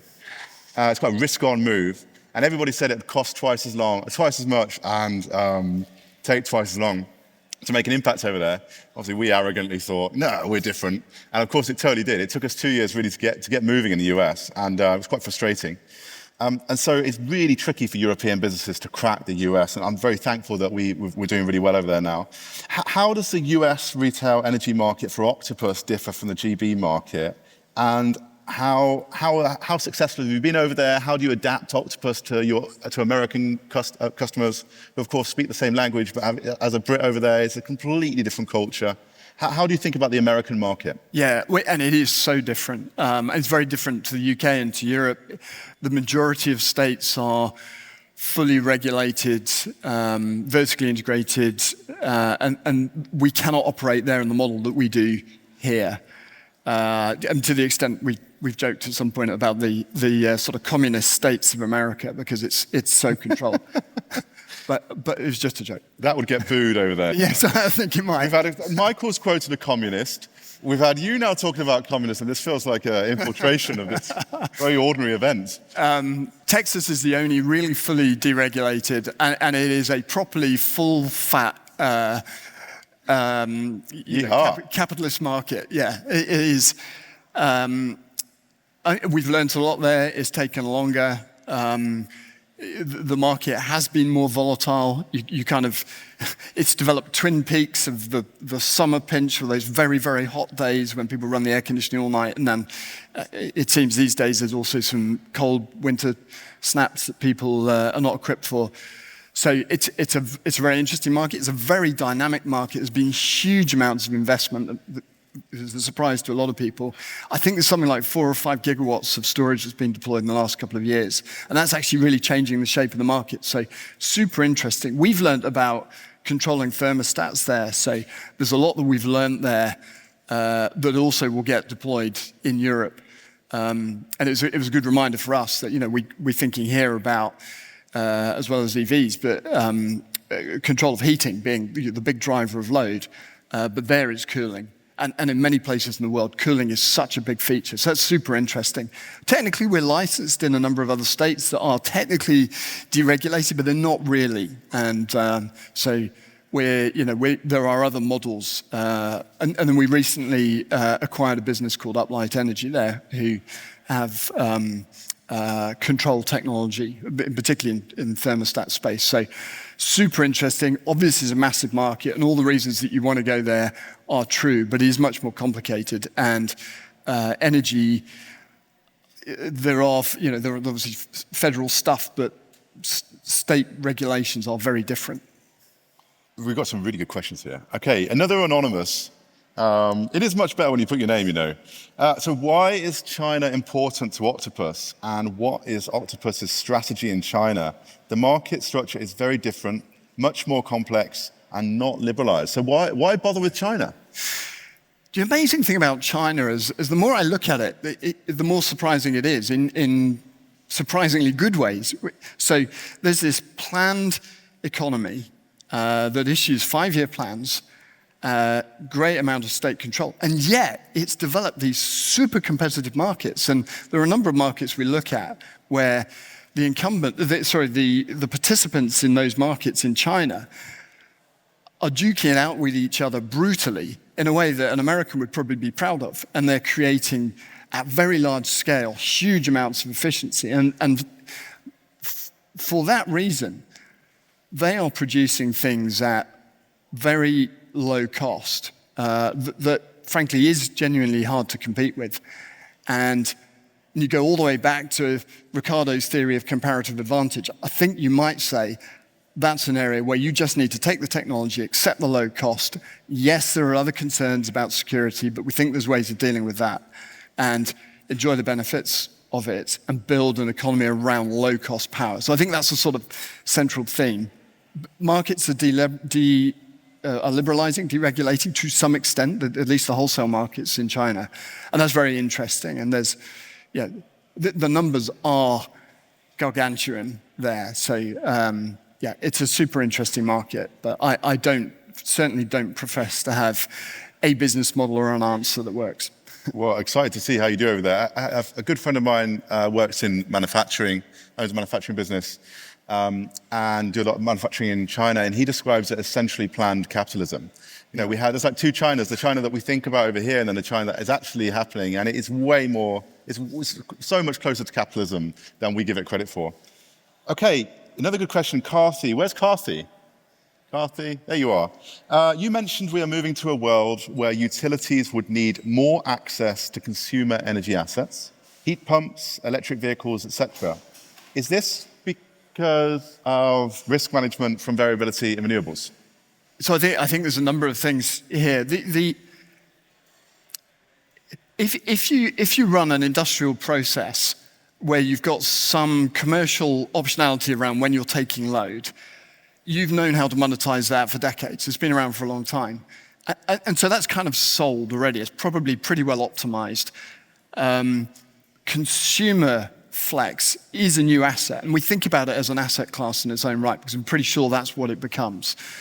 The grids are heavily underutilized vast majority of the time, and growing demand on the face of it generates massive requirements for huge amounts of investment in beefing up the grid. But actually, consumer flexibility enables us to utilize that, contributes to utilizing that much more effectively, as well as balancing the volatility that comes with renewable generation. And the scale of this is enormous. When you think about, even if you think of a domestic connection as 7 kilowatts, so if you've got a vehicle with vehicle to grid that can do perhaps 7 kilowatts and more if you've got 3-phase, a million vehicles generates, if they're all plugged in, 7 gigawatts of load. In the UK context, that's pretty big, just a million vehicles. We have about 50 gigawatts of demand, I think, at peak here, that sort of scale. There are 40 million vehicles in the UK. So you only need a tiny fraction of them plugged in at any one point to make a massive difference. At the margin, that is enormous. And that's just vehicles, when you think about heating and other forms of load that we're generating. And this is why electrification is so important. I'm going to do one more. Oh, no, I'm going to do 2 more, actually. Some really good questions in here. One is close to my heart. Modo, we didn't have a Modo view on this because we've got so many different opinions in the company. But I was probably the most pro-nodal. I'm probably the most pro-locational pricing person in our company. And I think it, personally, this is not Modo, this is just me. I think it's a disaster that we didn't move to at least zonal. But that's just my take. And having seen and lived in Texas for 2 years and seeing ERCOT up close, I think it's one of the most magnificent ways. Yeah. As a power market geek, it is honestly beautiful to see that happen. 15,000 priced power nodes at 15,000 substations. That really gets me going, to be honest. So it's only 11,500 the price, but we'll get there. My point, the question that comes in here, though, is without Kraken, you know where I stand. Without Kraken, would Octopus still be so supportive of zonal pricing? We're not without Kraken. And Kraken's there for anyone to license, and it's in Texas as well. Well, you know where we stand on zonal pricing. And when I go places these days, people go, "Lisha, please, let's not talk about that again." But the truth is, it is important, and it has worked tremendously well in Texas. Yes, computationally, it's complex, but we can do that these days, and it works. And but it's only sorry, just to push back on that. This is part of the debate. It's complex because it has to be enacted by organizations that are bad at doing complex software things, right? Yes, exactly. But as a software company, yes, it is complex, but it's not getting a man on the moon. This isn't SpaceX. That's exactly right. And so that's why I feel as a product person, as a software person, when I hear that answer, not having like jumping down your throat, which I'm basically doing, and I hear that answer that it's too hard, I just find it totally lacking in ambition. Yeah, and it's not too hard. I mean, that's the point. Obviously, there's lots of vested interest, people on the other side, but even, we propose transitions and forms of compensation, but still. But it's a great shame because wholesale arbitrage itself only goes so far, but in reality, the system will operate much more efficiently if we have prices that reflect the demand and the supply across the system. So it's a great pity. And we've got time for one more. Really great job, everyone, on the questions. Are you concerned? This is another anonymous one. Please do add your names. It makes it more fun. Unless you're not all called anonymous. Are you concerned about the UK's energy security? This is a big question at the moment about sovereignty of energy production. We've seen, just a note, the US's energy dominance strategy, regardless of your politics, I read that, and it was one of the best strategy documents I've ever read in my life, regardless of the contents, right? It would say, here's what we need to win, here's what we have right now, and here's the things we need to do to get there. And the strategic clarity, and I'd spent a lot of time thinking about clarity and communication, I thought it was a remarkable document. And so they, regardless of your politics and whatever about that, they know where they're going over there, they're very clear about it. Are you concerned about the UK's energy security? This is the question. Gas-fired power is needed to fill the seasonal multi-day gaps. Totally agree with that. And the Dunkelflaute and BES can't compensate. Agree with that. So without North Sea, UK is at the mercy of global LNG market. What do you think about that? So I think the first thing is North Sea is part of the global energy market, so that will get priced on a global basis, unless there's some kind of government intervention, and that's generally not a healthy thing. So we are exposed. The more we drive penetration of renewable generation and storage here, the more we can be disconnected from the global gas price in particular. Dunkelflaute is a real thing. There will be periods when it's more still and it's more challenging, but I think there are solutions to that. Increasingly, we're developing longer-term storage. Gas turbines are going to be for sure part of it. Running them periodically is okay. We'll have to come up with some kind of insurance or mutualization to make the economics work, I'm quite sure, but that's a very solvable problem. So do I worry about it? Yes. I mean, clearly right now we're feeling the sharp edge of the shocks that are happening right now. Do we need to continue doing that? No, that we can definitely start to blunt it, but we need to get regular. Yeah. Okay, we're going to wrap there. If you could please give a warm round of applause. Thank you very much. 120 gigawatts. That's how much solar Germany has currently installed. That's a great story, right? Germany's started so much earlier than everyone else, 5 times more solar than GB. Great story. But what we're also seeing is solar curtailment, and that's currently going through the roof. If you add too much solar too quickly, you'll end up with some problems on your grids. It doesn't come without its challenges. And some of the challenges we can see, for example, here. This is just prices, energy power prices, on the 1st of May in Germany. 1st of May, public holiday, lots of solar generation, quite a sunny day, and then prices at the middle of the day, they plummet. They don't just plummet. The day-ahead price, the day-ahead market almost didn't clear at minus 499.99 euros per megawatt hour. The intraday auction showed us that the price could have gone to minus 855 euros per megawatt hour. That's insane on its own. But then if we look at the evening, we've got the opposite side of the coin. We've got a sudden shortfall. The intraday continuous market spikes to 846 euros per megawatt hour. What is that? That is a grid that's clearly lacking flexibility. It's kind of crying out for flexibility. Luckily, price signals like these already give the right incentive to add flexibility to the system. We are Modo Energy after all, so we're going to have a look at battery revenues. This is our new Modo German battery benchmark, and over the last year, we're seeing revenues of 200K per megawatt per year. Clearly, the right incentives are being set to add batteries to the system. Of course, 200K, that is obviously a very good number, but that's very much pre-saturation revenues. That's very much ancillary driven. But it's quite interesting still, if you look at the 1st of May, which is that thing sticking out in the middle like a sore thumb, that is a day that had amazing revenues, and most of that is energy driven. It is the highest earning day in almost 2 years, but we're seeing days like this where the energy market, which is what stays to begin with after ancillary saturate, is just very strong. So yeah, the story sounds great. We've got 120 gigawatts of solar. We've got a lot of incentive to add flexibility to the system. So Germany should be right up there, right? Germany should have so many batteries installed. No. If we're looking at this, Germany's at the bottom. We've currently got 3 gigawatts of grid-scale storage installed.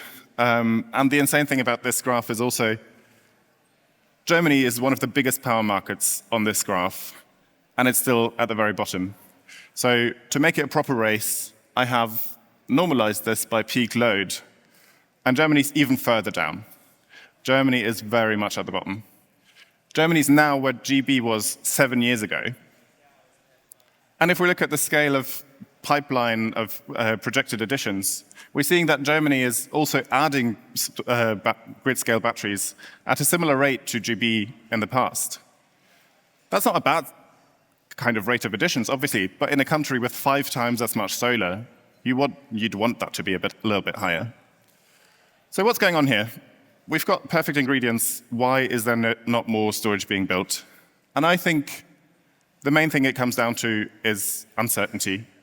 You would have investment flooding in, and I think a lot of people in this room have looked at the German market and seen it is quite interesting, but then it comes down to two types of uncertainties that I want to talk about today. Firstly is regulatory uncertainty. The second part is, and that might be a little bit more Germany-specific, grid access and grid connection uncertainty. The first part is regulatory uncertainty. Granted, that is a little bit of a buzzword, and every single energy asset has to deal with some sort of regulatory uncertainty. But I do think that batteries in Germany have more regulatory uncertainty to deal with than many other assets at the moment. We've had massive debates over the last 6 months. We've had grid fees being debated, loads of changes in the building law, and we have a capacity market that's still being debated currently. So how come? Why do batteries face more regulatory uncertainty than other assets? And I think that this is to do with Germany, kind of when that's what happens when a government focuses on the wrong thing. This is just plotting the mentions of hydrogen versus battery storage in regulatory documents over the last 10 years. Hydrogen goes through the roof. Batteries is now finally starting to pick up a bit. But surely, we've got loads of regulation for a hydrogen grid that currently no one is using. Everyone wants to build a battery, but we're dealing with regulatory uncertainty. I think what's happened is that Germany did the hard part first. They want 100% renewable grids. They want to think about seasonal summer-winter swings in demand. But what they've forgotten is that every day in the middle of summer, we've got a 40 gigawatt swing of net load. So that's the load that can't be met by renewables alone. Every day, 40 gigawatt swing. So now we need to integrate batteries and flexibilities into the system. What's come around now is a situation where everything is perfect, but regulatory uncertainty is holding back the additions that we could be making to actually integrate these 120 gigawatts of solar properly. The second part is the grid. And that is a story that is also quite similar in Germany to maybe other countries in Europe or maybe even worldwide. We've built grids for centralized generation close to demand centers. Now we've added decentralized generation, renewables that need to be built in the places where they make sense, right? Germany just has one coastline, or just has coastline in the north. So you can only build offshore wind there. But then the grid isn't necessarily built for that and can't always keep up with getting the power to where it needs to be. The map on the right, we've seen these red blobs, that's kind of wind being curtailed in the north. I think that's a very GB story that everyone in GB knows. We've got wind being curtailed in the north, we've got the demand centers in the south and the west, and the grid bottlenecks in the middle, so we have to turn up that gas and coal in the south to actually meet the demand. What are grid operators currently doing? This is a system that's already under strain, and grid operators are worried that if batteries come in, they could add, in some situations, to the problem. For example, batteries are very quick acting. They follow the national market price signal. I think here we are back with zonal pricing. They follow the national market price signal. So there could be situations where a battery discharges into an already wind-constrained region. What they're currently doing is putting everything into the flexible connection agreements. So that is basically telling the battery, before it can connect, what it can do and can't do over the next 20 years. In some cases, that's okay. So that's, for example, if you have a flexible connection agreement that basically just tells you, don't discharge into my already solar-flooded grid, that's fine. I think batteries want to charge from a solar-flooded grid anyway. But especially the variety of them, DSOs especially, can be quite creative with the kinds of flexible connection agreements that they hand out, are definitely not helping, especially the uncertainty, the knowledge gaps, and just the investor confidence in this market.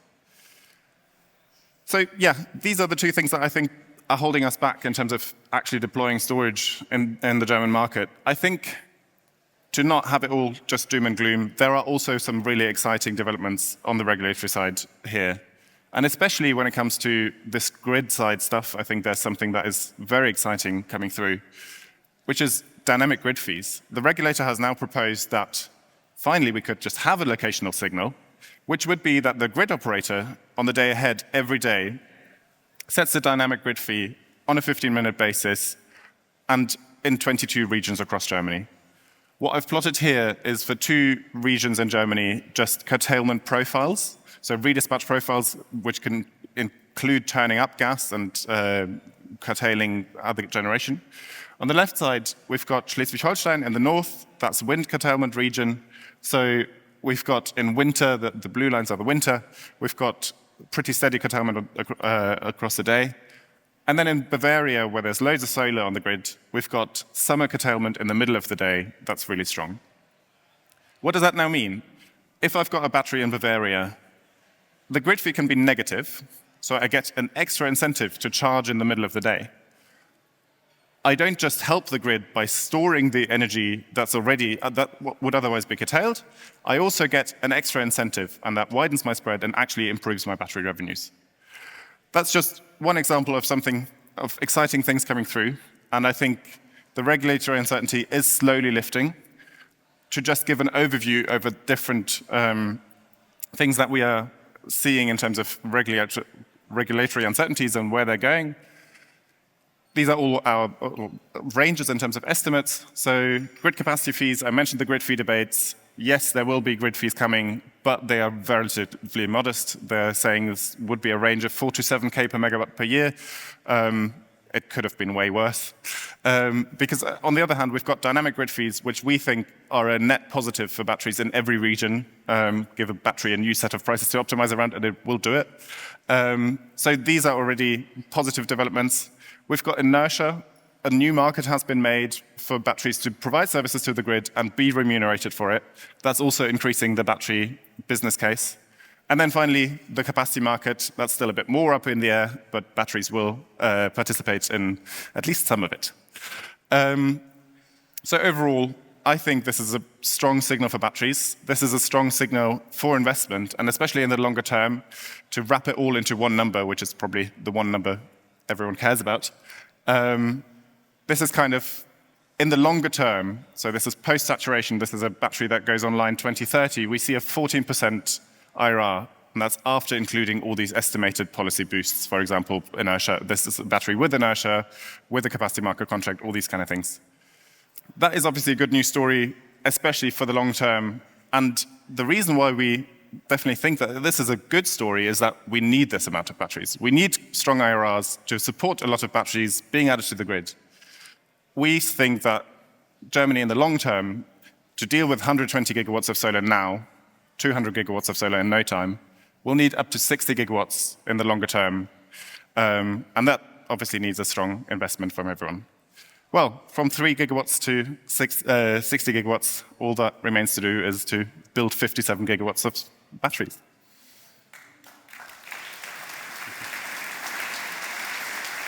Okay.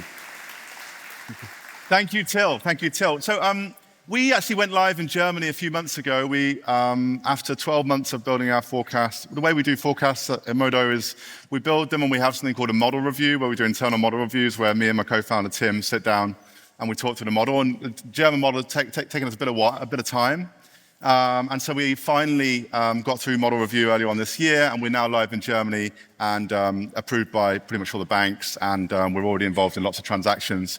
And also on the benchmarking side, we announced our German benchmark. Again, we weren't first mover in German benchmarks. At one point, there was more benchmarks in Germany than batteries. But again, because we're a regulated entity, we have to take this really seriously, and it's taken us a little while to come to market, but we're very proud of what we've built. Till, we've got some good questions here. So firstly, Anonymous. Well, I think you've covered this, but let's just check you have. What are your views on the latest FCA restrictions in Germany and your view on market and investor impact? Yeah, so the latest FCA, I think we're seeing a bit more of consolidation, literally in recent weeks. In the last couple of weeks, we're seeing more and more DSOs kind of doing similar FCAs where you actually peg to actual generation on the grid. We think that's... Well, actually, you know what? Can you just explain what that acronym is before we go any further? So what's an FCA and why is it restricted? And then we'll go from there. Exactly. Flexible connection agreement just means you don't get a firm connection. You're limited in what your battery can do on the grid. And the new flavor that's now come out is to be pegged to local renewables generation. And we think that's a good thing in general, to have some actual not just a firm curve of every day you're allowed to do this between these hours, but have some real-life grid situation in there. Obviously, there's some, as always, there's some slightly more interesting things about ramp rates and more technical things that we don't think are necessarily all great about the new flavor. But overall, I think it's a very good thing that we're consolidating FCAs across Germany and across DSOs into one big thing. Well, following on from that, we've got Simon from Field, wherever you are. He's got a question. Does the 14% IRR assume a transmission connection? Some German DNOs can impose brutal ramp rate restrictions that tanks the business case. So what do you think about that? Yeah, so 14% is for an unconstrained asset. Obviously, there will be some kind of assets that come online with these new flexible connection agreements, like ramp rates, some ancillary limitations, all these kind of things. Yeah, I think the FCA is especially interesting because quite often it's a case of negotiation, right? So ramp rates, we've definitely seen people really pushing back and saying, I can't run a battery with a half-an-hour ramp rate. I need half an hour to ramp from 0 to 100. At that point, what's the point of an asset that can switch in seconds? So I think we've seen people push back there. I think in the end, there's the FCAs. It's easy to come up with an FCA that is just generating zero revenue in the end. So I think we'll come out in some way where it makes sense for the grid operators to be happy with whatever the battery might be doing to the grid, but also for battery developers to still make a business case with them. Okay, and it would be rude of me not to plug, which is that on the Modo Energy terminal, you can put in restrictions and run models with those restrictions as well. So we can model that too. Next one. This is a great question. Why do you think Germany is still focusing on hydrogen for storage? I was going to say for Pete's sake at the end, but for storage. I think, so to begin with, I think 10 years ago, it might have been a good story to have hydrogen as a summer-winter seasonal storage. Germany has a lot of gas storage that is being decommissioned, or doesn't want to be decommissioned, let's say that. So I think there's also some vested interests there from kind of that side of things. But overall, I think, yeah, two things. The seasonal swing, they've always wanted a 100% renewable system, so there was a big interest in kind of Dunkelflaute and these kind of things. And then exactly, more recently, reliability. They want to build more gas. There's obviously pushback about just building gas from both politically, but also from the EU to just say we have to decarbonize. And then the most obvious route in this kind of path dependency was to go down the hydrogen route. We'll see where that changes in the next couple of years. I think even in Germany, the hydrogen hype has stalled a little bit over the last couple of years. I mean, policymakers there was a mania, wasn't it? And essentially it was capture. It was capture by vested interests, if you ask me, against what is common sense. But everyone knows my opinion on hydrogen, most hydrogen use cases. Okay, we're going to do one more. This is an important one, actually, important one in our modelling too. What's your view on Germany's plan to build a lot of CCGTs? So we've got 10 to 12 gigawatts here, but there's varying numbers as well being thrown around about Germany's ambition to build a lot more combined cycle gas turbine plants. What's your view and what's our house view on that? I think, well... And they can be different, sorry. I'm not sure we have a house view. I think in the end, our general view at Modo is that some bits of gas are kind of needed for the Dunkelflaute. Our modeling also shows that in the end, at some point that will need to be decarbonized, but then that is then a question of prices and costs and so on. But I think just in general, we'll need some gas for the Dunkelflaute. I think this specific process could have been more technology neutral in the sense of saying, let's use all the flexibility we have to actually limit the amount of gas that we need to build, right? So if we actually have a proper, well-designed market with proper, well-designed directing factors, actually using all the flexibility that there exists before we're just saying, let's build the maximum amount of gas plants in terms of gigawatts that we need, I think that would have been a better way than deliberately keeping out gas. Michael, while you're there, why did German policymakers get so obsessed with hydrogen? Come here, yeah. We'll do like a Rolling Stones style thing with the same microphone. So it's a combination of wishful thinking. This better be quick, you know. Grift, total ignorance of anything STEM related, and political expedience. Okay, marvelous. Thank you very much. And with that, we're going to mic drop. If you, a round of applause for our folks who came up this time round. Amit from Field is going to talk to us about building a vertically integrated energy storage company. I'm sure many of you have been following Field from the sidelines, really a very fast-growing business in our space, and it's going to be great to hear from Amit what they're up to. So Amit, over to you.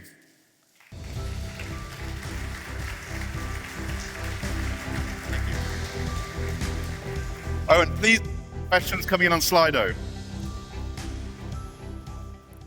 Great. Yeah, thanks a lot, Q. Well, it's quite a big crowd, so clearly, battery sector's booming. So I think quite a big move from, I think, the Modo drinks in a bar in Brick Lane and some sort of side stalls at energy storage companies. It's amazing to see the crowd here. So yeah, I'm going to be talking about some learnings from building a vertically integrated energy storage company. I'm Amit, the CEO and founder at Field. Just wanted to stress as well, so there's kind of four learnings here. A lot of what I was going to talk about, and it comes from mistakes that we've made along the way, that we've figured out the hard way or we're still figuring out.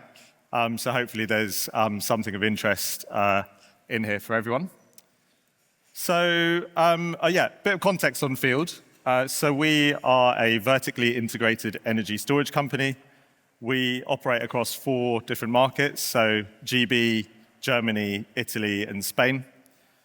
What that means in practice is we try to do as much as possible in-house.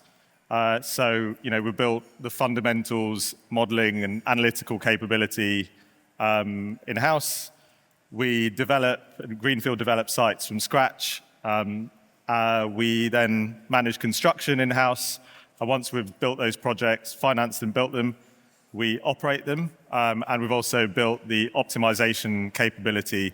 So we built the software from the ground up. I guess the reason, why do we do it this way? You could break off any one of these chunks, and that could be a business in its own right. And there are many examples of very successful businesses who do one part of this. We think that all these parts, you get really nice feedback loops. Each layer can sort of give you information and control that you feed back into another layer. Obviously, there can be an improvement in margins. Clearly, you build more complexity into the business from an earlier stage. You carry sort of more overhead. But in the long run, we think that this creates more value. So there's going to be 4 learnings. So the first one, develop uncomfortably early and back your view of the market. This is really about timing and conviction. Again, we haven't always got this right, so it's not trying to say that we've nailed this at all. I guess firstly, look, third-party revenue forecasts are necessary for getting projects through final investment decisions and into construction. Clearly, lenders and investors do need, a bankable or sort of independent third party to verify revenue outlooks. But I would say, kind of our experience, and no offense to Modo or sort of any other revenue forecasters here, I think maybe on development and what markets do you go into develop, that's not necessarily get it right, and I think it's impossible to get that right. But development is a very long-term game, and I think just trying to sort of very, very specifically look at market revenue forecasts, market by market, to make a decision on where to go to develop, I think doesn't necessarily doesn't always lead to the right outcomes. We've built our own fundamentals team, but we try to think quite a lot about real fundamental system need in 5 to 10 years' time, not necessarily trying to pinpoint exactly what revenues or the revenue mechanisms will look like at that point. And we also try to think a lot that within those markets, what locations are really going to matter, because clearly it's not just about what country you're developing in, it's actually the location on the grid that you're in, which can lead to very different outcomes for different types of assets. So yeah, once you sort of built that view, I think it's just very important to take sort of early action, but it's important to have that strong in-house view that you really believe in. If you wait for a market to be obvious for development, quite often you are too late. So you do need to develop a bit uncomfortably early, and patience is really key. Second learning, I guess it'd be a bit of a relief slide. So being in development and construction, it's full of things that are outside of your control, right? So planning delays, grid queues, connection reform, supply chain issues. So there's lots of things that can delay you. They're out of your control. But having an optimization team in-house is a great sort of counterbalance to that, right? Optimization is different. It's software. We can control it. We can iterate on it. And we can move fast. So what we've learned through that is that software and infrastructure, they really do, it sounds obvious, but they really do operate at different speeds. And we want to try and be an infrastructure business that operates at software speed rather than the other way around.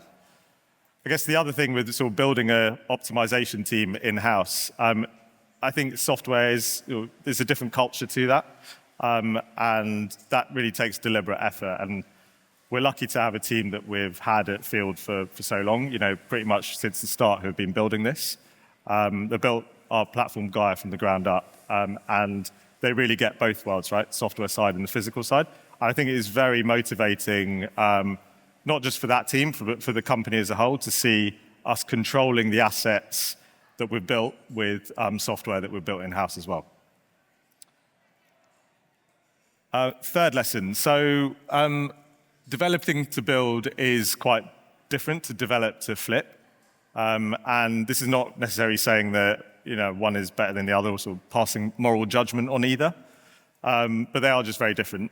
We have bought projects over the years. So we've seen a lot of what is in the market. The quality definitely varies enormously. I guess when you sort of develop to sell at an RTB stage, maybe that's not aligned with long-term deliverability in the same way where if you're developing a project that you're going to build and be operating for the coming decades. That said, when you acquire a project, it can really help you sort of accelerate into a market. So there is that trade-off. I think what we've seen, though, is that the time when you acquire a project and then you take that through to the final investment decision, when you've acquired it, that can be quite a long process because there's a lot to kind of go through again. Whilst when you're developing that from scratch, you're kind of trying to deal with those problems through the development process before it gets to the sort of ready-to-build stage. And when you're developing in-house yourself, I think you think a lot about end-of-life performance, decommissioning, buildability. You care, is there enough room on the site for a construction compound rather than sort of crowbarring more megawatts onto it. So just sort of very different types of development, and we have sort of engaged on both sides in both of them. Final learning, it's a bit about international expansion. So what's really struck us going into Germany, Italy, and Spain is that the underlying problems are the same everywhere. You have grid queues, you've got congestion, you've got planning delays, and every government is coming up with its own solution. None of them are the same. So, for example, Spain uses grid bonds. When you accept grid in Spain, you have to commit some pretty substantial liabilities, and so that grid acceptance point is actually a fairly substantial decision that you need to make in the company, which requires governance in a way that's maybe different to accepting grid in other countries to date. So people deal with their grid queues in different ways. You are seeing grid connection reform in every country. So in all four of these, there's grid connection reform of some flavor happening. GB and Germany are sort of moving to this first needed, or have moved or are moving to this first needed queue management. Italy is going that way too. So I'd say no country is really doing this combination of grid and planning much better than any other. I think you're seeing problems and delays across all of them. But I also, and these are driven by sort of oversubscription and clearly the need for batteries that people are seeing over the coming decades. I think just to finish as well though, our experience has been actually that policymakers in general across all 4 countries have actually been pretty helpful and receptive, particularly to hearing sort of best practice from other countries as well. And generally, I think they're all in the same boat of actually wanting to do the best thing for the energy system. So we are seeing positive movements in all of these directions to deal with all of these problems. So yeah, that's me. There's a sort of 4 learnings on building a vertically integrated energy company. Thanks. Thank you, Amit. Thank you. Thank you.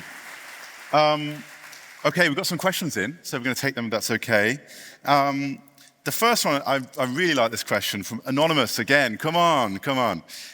Which one additional, considering you had the slide there with the 4 capabilities, and from day one, as long as you were on one of our earliest Modo podcasts, you came on and talked about being vertically integrated. So you went pretty hard at this early. When you think about those 4 capabilities, if you had to, I'm going to kind of change the question here, excuse me, Anonymous. If you had to bring one of them, if you had to outsource one of them, which one would it be? And how do you add another one, right? That's the 4, but what's another thing that you consider bringing in-house?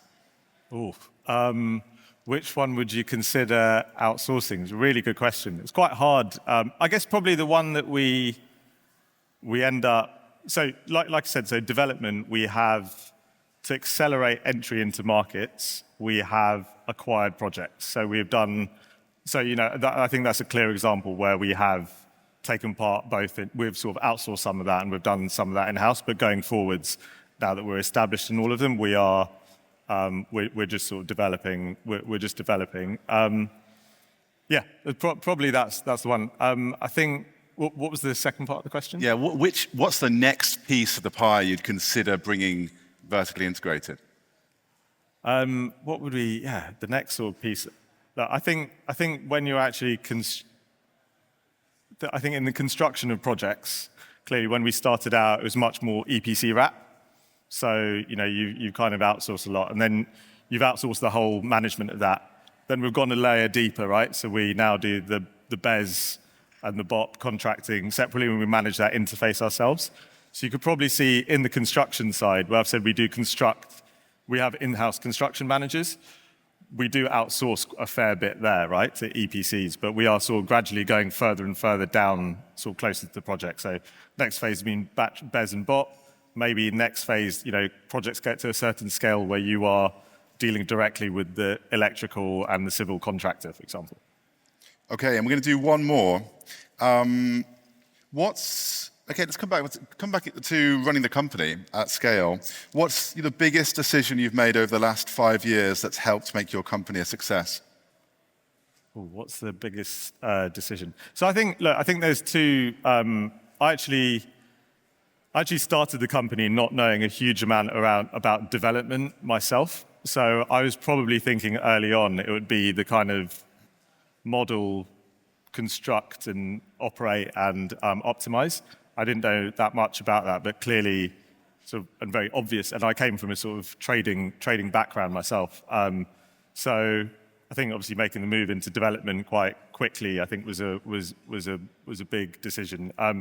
Optimization, I think we were told a lot of times throughout that actually, there's lots of, and there are some very good optimizers in the market, and commissions on these you can have sort of quite good commissions on these. Why would you build that yourself?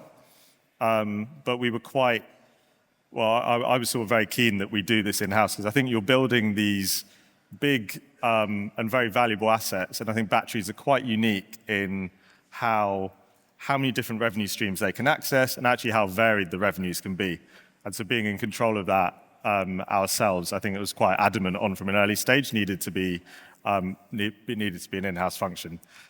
So yeah, I think those are the two sort of big decisions. And I do remember being on that Modo podcast quite a while ago. I'm glad that we were talking about vertical integration then, and we're doing that.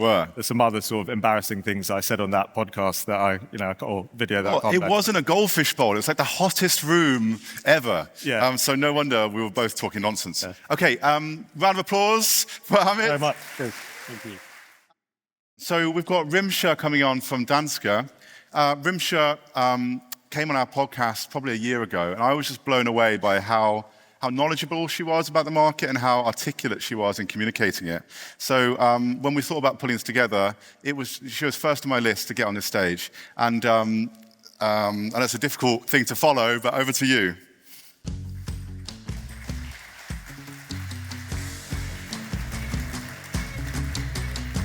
Thank you, Q. Excited to be here. So I'll be talking about tolling from a deal-making perspective, as well as what that means for the market growth. A toll takes a year to negotiate, and it can take a day for it to go wrong. Essentially, while we are negotiating the deal, we are taking into account certain factors. But when you consider asset delays, outage on the grid, or you consider any market changes that were not priced in, it could result millions of pounds of loss for the off-taker. This matters because tolling is one of the key ways the market is financing flexibility. I'm Rimsha Javed, a senior originator working on battery storage agreements across Europe. So let's start by aligning on some key terminology. A toll is a fixed price paid to the asset owner in exchange for an off-taker's right to dispatch the battery across permitted energy markets. An off-taker typically has a few characteristics, so a strong balance sheet, strong risk management capabilities, and a need for flexibility. This need for flexibility is crucial, and to understand the context in which tolling has emerged, we need to look at the wider market context. The power system has gone from a few centralized generation units to many multiples of renewable energy assets. Renewables by nature are weather dependent, and this means there's variability in supply, causing the market prices to be a lot more volatile. In addition to this, the trading settlement windows or market settlement windows have moved closer and closer to real time, so from hourly to quarterly, and in some cases, even 5 minutes. Across trading desks and utilities, there's also a difference between asset conditions and portfolio mix. So for instance, a battery that is in any trading desk, it would have different characteristics at any given point in time. And the portfolio mix, so for instance, the composition of renewables, the hedging needs, as well as whether the firm runs a supplier book, means that there's a range of different options in which the traders can respond to the market. In these market conditions, that dispatch options, it essentially means there's a financial advantage to having flexibility or batteries in your portfolio. And the market has responded through structured products, which are bilaterally negotiated, bespoke agreements. And tolling is an example of one such product. So there is a financial advantage to having tolls. There is a clear market need. So why have only a handful of deals been announced so far, and a number of them fall apart? Most deals are failing on mismatched or hidden risk. So let's look at the initial interaction I have as an originator with an asset owner. An asset owner would send across some asset parameters, so capacity, duration, degradation profile, commercial go-live date, and so on. In exchange, our team would model those parameters, and we would provide a price, so pounds or euros per megawatt per year, across a fixed tenor, so the deal duration.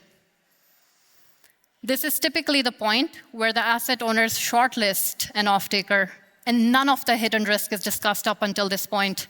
So everything you see below the surface, this is up for discussion in the next round, which is long-form negotiation, or in some cases, a heads of terms discussion. Let's look at 2 examples of how deals can go wrong. First of all, delay risk. To understand the problem with delay risk, we need to look at the pricing assumptions that an off-taker takes. So first of all else constant, the longer the tenor, the lower the price you can expect to receive. This is because the risk increases disproportionately, especially as you add year on year, after 5 years, 7 years, and so on. Second, because of market revenue conditions, there's a high likelihood that the initial years are meant to be the most profitable ones. So the longer the delay, it means that you are pushing the deal towards the tail end, where there might be a high probability of a loss, or the margins are really low, or margins are very close to the price that you have offered. Third, there's a direct consequence for the off-taker. The tolling deal was likely done because there's a need for the desk or the trading desk. So for instance, it could be because they run a supplier book or they had some hedging needs. All of that is now unfulfilled. So the desk still needs to go out and find another solution. And there's still that cost of capital that was associated with that deal, and that capital could have been utilized for some other purpose. So there's clear consequences for the off-taker when a delay occurs. What are some solutions?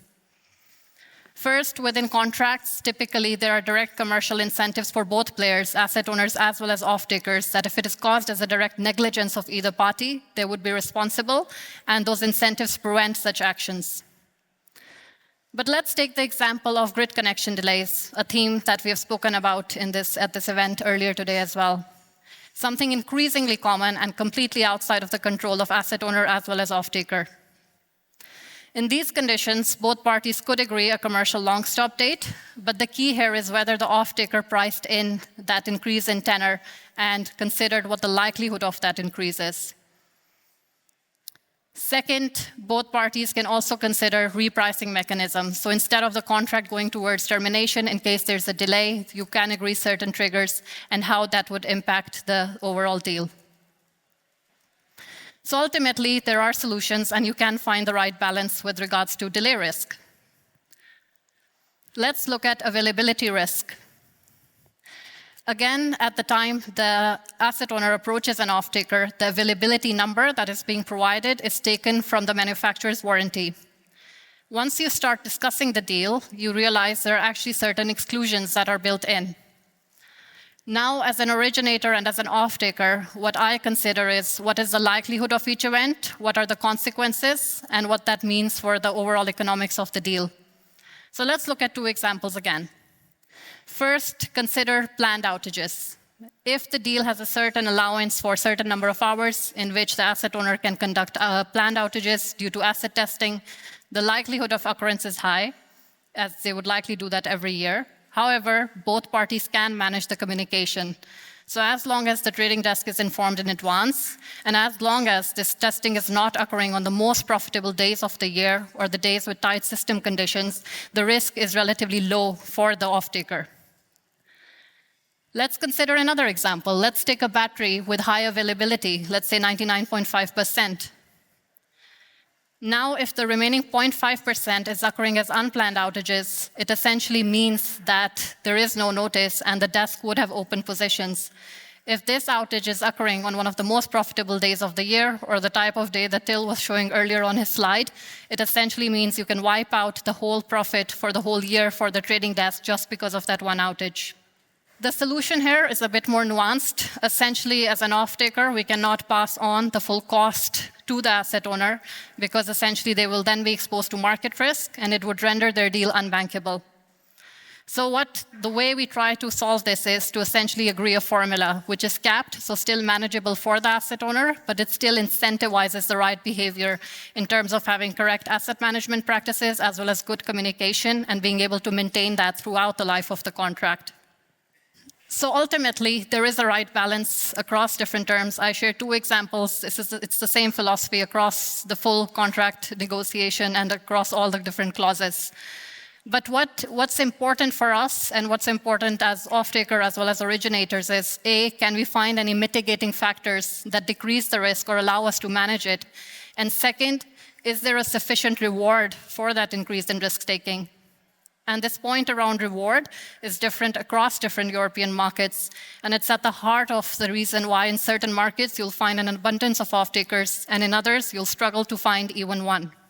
So to enable flexibility today, we are utilizing long-term rigid structures. If you think about tolling, they take long to negotiate, they're bilaterally negotiated, the terms are not transparent, and to an extent, they also lack a secondary market. So where do we go from here, and what does that mean for our sector as a whole? So to enable more batteries on the grid, essentially we need better risk transfer as well as better risk management. Again, Robyn spoke earlier about some of the newer products, such as a day-ahead swap. And in that case, essentially what it means is it allows for greater transparency, which will enable more confidence in the sector and allow more liquidity by increasing the participant pool of both off-takers as well as investors and asset owners. So, if you have not been listening for the past 10 minutes, here's a quick summary of the presentation. So first of all, hidden risk or mismatch risk is important. It often causes deals to fall apart, especially where off-taker has not priced it in at the start. Second, think in terms of incentives. Not everything needs to be a commercial penalty, but you need to think about how you can incentivize the right behavior and what processes can be introduced for that. And third, across different European power markets, the revenue outlook differs, market differs, regulation differs. So while the asset risk is somewhat transferable, what tollers ultimately accept will naturally differ across different grids. Thank you, and I'll be open to taking any questions.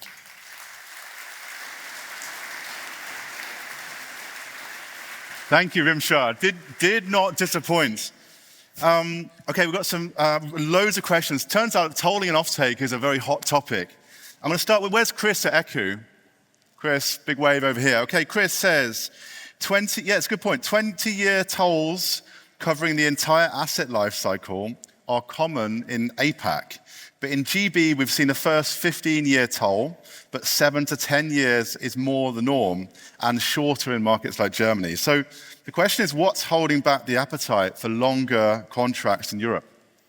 With regards to longer duration contracts, one reason could be that, for instance, with regards to utilities, they may not want to take the development risk. So they are viewing that differently to, let's say, us as power traders, because we don't have that development model, right? So what we need to consider is market risk, market outlook, hedging capabilities, and so on. But if you now flip that side and you look more with regards to development risk, ownership is, again, for a very long tenor. So instead of taking that development risk, they're just doing longer-term deals through tolls and still being able to capture that flexibility. Okay, we've got loads, so we're going to try and get through as many as possible. We've got Alistair Homan, where are you? Give us a wave, Alistair. Here he is over here. Alistair says, which revenue stack is currently the most difficult to underwrite for a long-term toll in the UK? Across all markets, it's ancillary services. Because of market saturation, it's very hard to take that into account. It's also really hard to forecast, so it often gets almost discounted. Yeah. Okay. Where's Tong? Give us a wave, Tong. Here you are. Tong asks, from a trading desk perspective, does having a portfolio of assets like batteries and peakers and CCGTs provide that much more value than just having a single asset type? And a question for me, actually, how does that work in practice? We hear it all the time, but how does that work in practice? It's a good question, and because I come from the battery world, I tend to focus a lot on batteries, but something I found interesting, comments from our traders or different counterparties internally as well, or stakeholders, internally as well, is that they don't care whether the power is coming from a battery or a CCGT. They care about the signal and what that represents. So they're essentially viewing all renewables as variable, the flex to be able to provide a certain signal, and for them, then it doesn't really matter where they're coming from. I guess the important thing is still the economics of the deal, which type of asset you can procure in the cheapest possible manner, and how many of those are available. So with regards to batteries, you can build a fairly decentralized portfolio, so fairly spread out across a certain geography, while if you just had CCGTs, it would be concentrated in certain locations. So the Location Act would perhaps be a bit different if you just had large-scale CCGTs compared to batteries or other type of assets. This question probably has two answers, which is one, what's in the contract, and the other one is what really goes on in your team on the desk. So unfortunately, this one's anonymous, so no wave. But how do you deal with unavailability of an asset for a long period of time, but still within the acceptable unavailability threshold? So what's in the contract, and then how do you actually talk about it at the desk? Okay, so first of all, so there's a guaranteed availability. Let's pick any number, 95, 97. If it falls below that, you would automatically adjust the tolling price. So you would decrease the tolling price based on the availability. So there's a direct incentive for asset owner to maintain that. And in situations where that doesn't occur is what basically I spoke about in the presentation about how we try to mitigate that risk of the remaining 2% or 3%. Okay, and we're going to do one more. And then, yeah, if you wouldn't mind hanging around at the end, because I'm sure loads of people have got loads of questions for you. Which shows how good your presentation was. So where's Mark Loveridge? Give us a wave, Mark. Here he is. Mark says, oh, I've lost you. We created a standard form contract for PPAs. Is there a need for a standard form toll contract in battery tolls to bring transparency?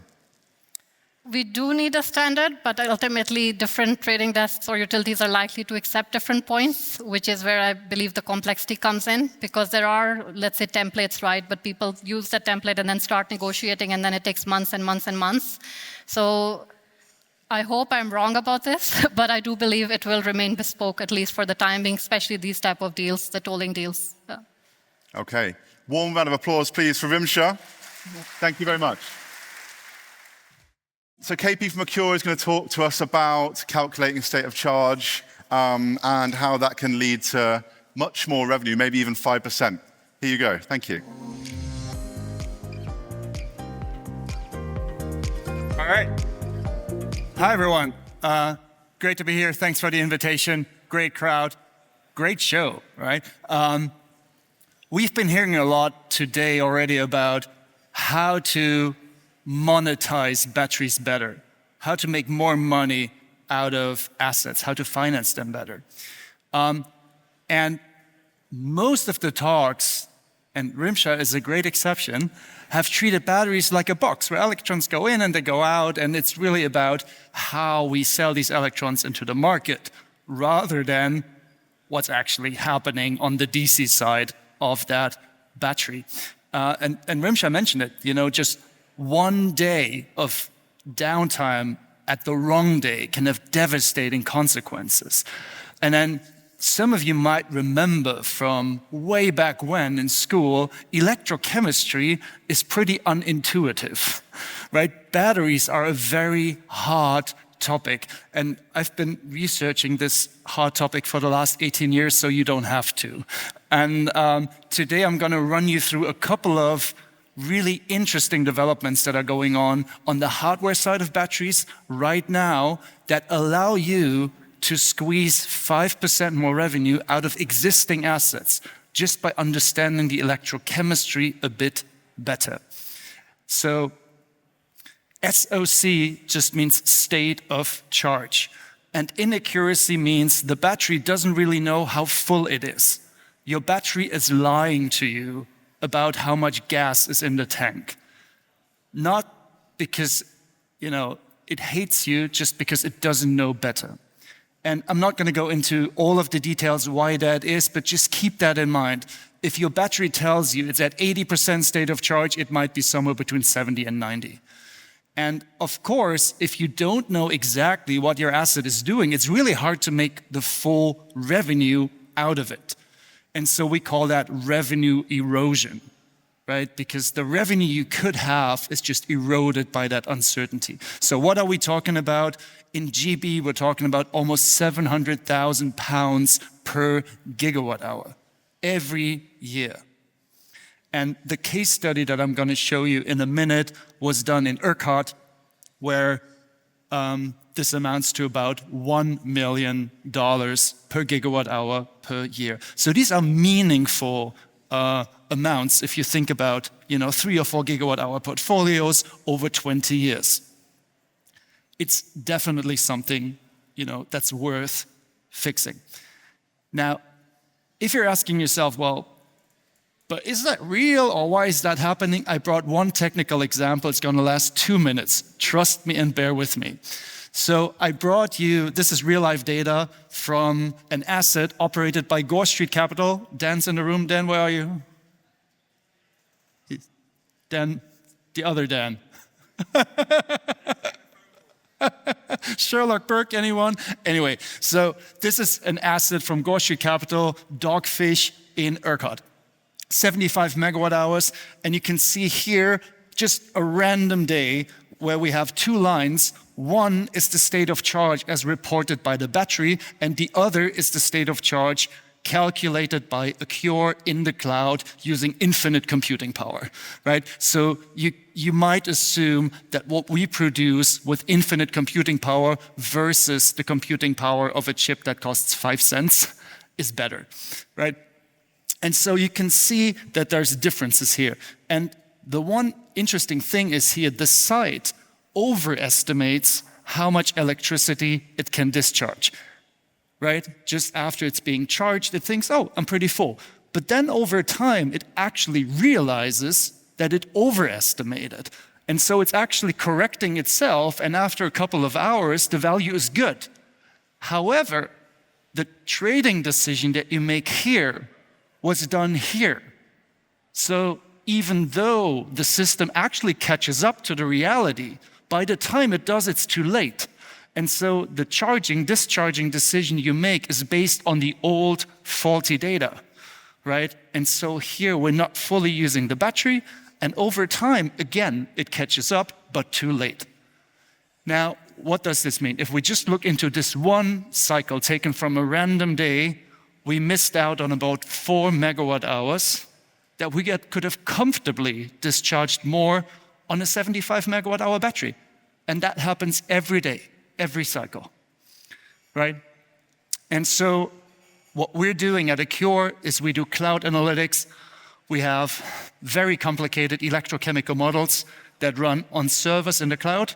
We ingest voltage, current, and temperature values straight from the site to just come up with more accurate representation of what's going on cell level on the site, right? And this can be really helpful when it comes about safety incidents. You can identify anything, that's going the wrong way before it turns into a thermal event. But for this case, just getting a better representation of the state of charge. And basically that value is then just being fed back into the EMS of the site so that, the optimizer, the trader can use that right value to make trading decisions. And at the moment, we've integrated this within the EMS in ERCOT. We've integrated this with Ion Plus here in the UK. We're working with a couple of other partners to bring it to every asset in the UK, in the US, and in Europe.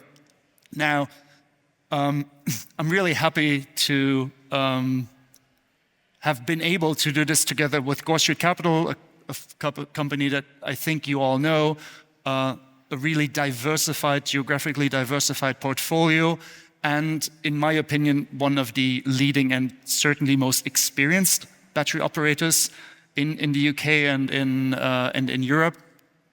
And a very innovative group, right? I mean, letting a startup like us meddle with your live battery asset, during peak times, it takes a lot of trust. And I'm very happy that, the Gore Street team is so hungry for innovation that they even work with groups like us and trust us. And particularly, I'm just going to show you the results of this case study here. So the asset that we worked on, Dogfish, 75 megawatt hours, 1 hour battery in ERCOT. And this is my last slide, the money slide.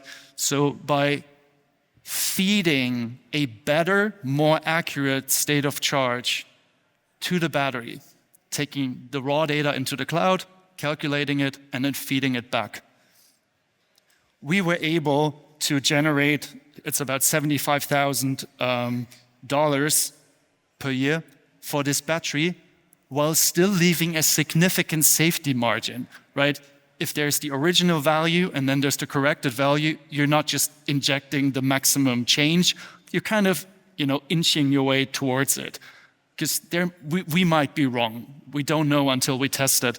And so even by just leveraging 2/3 of what's possible, you can up your revenue by about 5%. There's a couple of other benefits like stranded energy, because the site might not be fully balanced. Some containers are completely full, others are only partial full, and then that imbalance just causes you to lose some energy. But all in all, digital tools, be it from us, be it from others, really have a chance to unlock a lot of value that no one is missing right now because it has always been missing, right? So the baseline that we're looking at is flawed, and as portfolios get larger, and as I think, best practices established across the industry, I think it's a really good signal that we can do more with less, right? If you think about it the other way around, 5% more from the same asset just means that you overpaid by 5% on CapEx. And that is something where an entire procurement team could get fired for, right? On CapEx, everyone is, down to the decimals. But once it's in operation, it becomes a different story. And people might be fighting about, oh, your revenue stack was wrong, when actually you could have just gotten more out of the same battery. If you're interested in battery performance, like from the technical side, I can invite you to scan this QR code. This is a technical report on benchmarking of over 100 assets that we support. At the moment, we're contracted for about 24 gigawatt hours of storage globally. And some of the learnings that we have made, you can just download here. It's not a sales pitch, I promise. And with that, happy to take any questions. Thank you, KP. Okay, thank you very much. Thank you.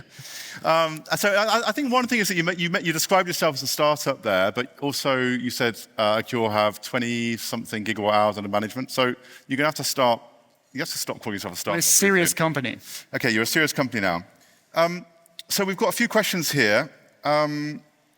Let's start with, from Anonymous, inaccuracy in state of charge varying between battery chemistries. So is there a villain in this story? Can you say NMC is bad and whatever is good? Yeah, absolutely. So the villain, unfortunately, is LFP, so the batteries that you're all building.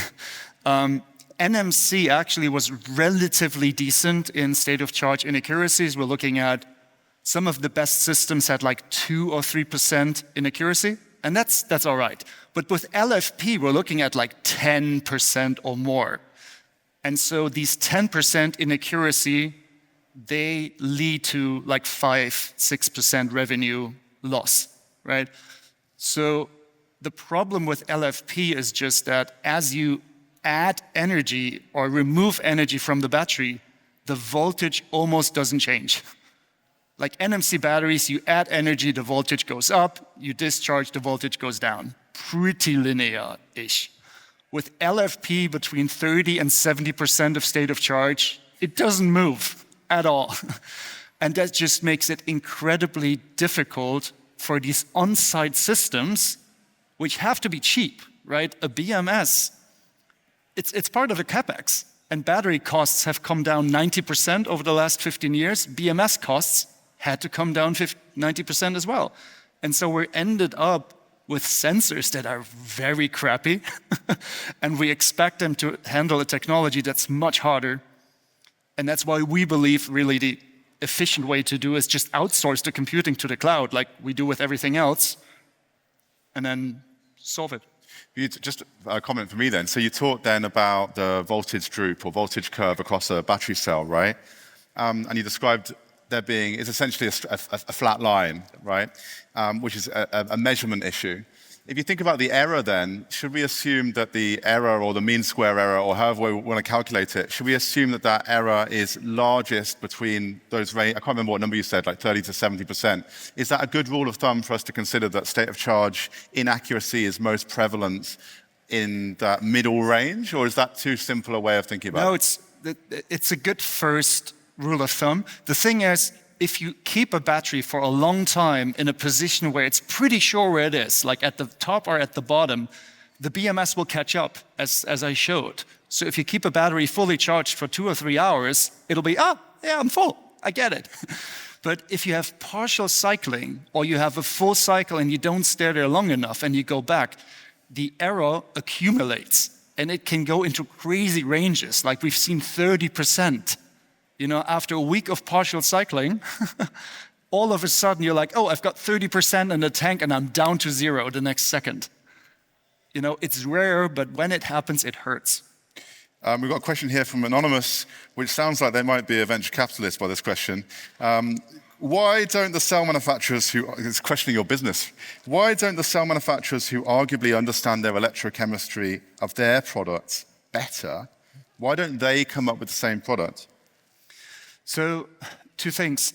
Number 1, everyone's buying their batteries anyways right now, so it would be like a added value feature. Number 2, the data infrastructure that you actually need to build and the kind of algorithmic software is a skill set that most hardware companies don't have. Hardware companies suck at doing software, like through all of the industries. And I think most of the hardware companies that build these batteries just have the mindset, I need to be able to ship this in a box and never see it again, and it needs to work. And honestly, they're doing well. Like the 10% error that we see today is already much better than what's happened 10 years ago. Yeah. Right? But really, I think disruption is something that startups like us tend to drive. So where's Enrico? Enrico gives a wave. There he is at the back. Thank you, Enrico. It's almost like a scientific question. It's a good one, though. How do you quantify the gains, like that chart there? How do you quantify the gains from extra state of charge without a counterfactual? Yeah, it's a huge and wicked problem. Let's sit down after it. It's a lot of backtesting, and we have to make a couple of assumptions. But I'm happy to say that the data that I showed is the data that Gore Street signed off on. So it's not a startup making claims, but this is like the result of the validation by the company that pays for it. And so I want to say there's a good certainty to it, although it's never perfect. Okay. And with that, we're going to do one more round of applause for KP and for all of our external speakers. Thank you very much. And so to finish up, you've got Ed Porter, who's going to come on stage. Everybody knows Ed, but if you don't, Ed is one of our oldest employees and one of the early Modo folks, and knows power markets. Is a real power market expert, and he's going to talk about his take on global power markets. And then we've got about 10 minutes from me at the end to share where Modo's at and some exciting things about the future. But without further ado, Ed, welcome to the stage.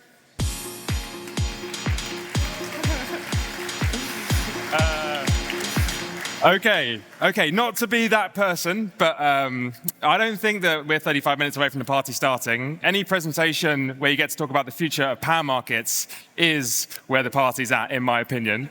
And you said I was one of the oldest employees at Modo? Longest? I'm old. Oh my God. Okay, brutal. What an introduction. Thank you, though. Okay, we're going to talk about the future of power markets. And as many people who know me will know that I'm very excited about this, so I hope it will be worth your time. I want to talk about a couple of things. So I'm going to bounce around the world. So I'm going to take slides from Spain, Germany, Australia, into Texas as well. And I'm also going to talk about the pace of change in power markets and what we should be focusing on. And that story is going to start off with the first 80%. And we have been given gifts in our transition. And I think there are 2 of them. There are probably more, but I'm just going to highlight 2. And the first one is this. This says that solar power is cheap. This is a chart from Spain. It shows the average price through Q1 of this year and Q2 of this year. The red line is Q2 of this year. And what that is saying is that for 6 or 7 hours of the day, the power price in Spain is 0. And as a little bit of a human story in this, if you're someone who receives a power price in Spain, let's say you've got an air conditioning load, like this is the future, right? If you wanted to, you could run your air conditioner now for 7 hours without worrying about it. That's great. That's a huge gift from solar. So this I'm really excited about. The second gift is on battery storage. And there's a couple of ways that you could show this chart. So I could give you sort of a a cost reduction in batteries over the last 15 years being 99% down. But I think you've all seen that chart, and I think it's quite boring, so I'm not going to show you that. I'm actually going to show you what it does to power markets, which I think is more interesting. And so here, you've got two lines on here. You have the gray dotted line, and that is the intraday price in power markets, and you have the red solid line, and that is the price of accepted offers in the balancing mechanism. So in the balancing mechanism, the control room in Great Britain needs more power. They call on assets to provide that. And that is that red line. So you pay £130 per megawatt hour to get gas units to turn on. Okay, but the gift is batteries. So if you add batteries to the system, that is the average accepted offer price for batteries. And it is cheaper. So if you need upwards flexibility, you can get that from batteries at lower cost than gas. Great gift. But this isn't going to be a story about everything is fantastic and we don't need to bother about anything because it's all resolved. There are some really big challenges in this, and some of these challenges are quite on the nose, I think, for this audience. So this is the first challenge, and this is the sort of a classic economics take, but this is showing you the capture price for solar, and that is, of the baseload price, how much is solar actually getting paid? So the more solar you build, the less it gets paid. Okay. Not a huge problem back in 2021, 2022, when you're getting between 90 and 100% of the baseload price. Everything is fine. You can invest in solar back in those days. Go forward in time, what you start to see in power markets is that as you start to turn off those last gas units, the power price falls very quickly.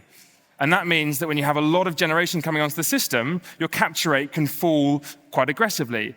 And so here, we're now starting to see capture rates in some months below 25%, okay? And the thing that is really hard about this is that you have solar, fantastic technology, it works brilliantly, but if you're not getting paid for the energy you're generating, you're going to be in real trouble, and investors aren't going to keep on committing to it. So this is a real problem.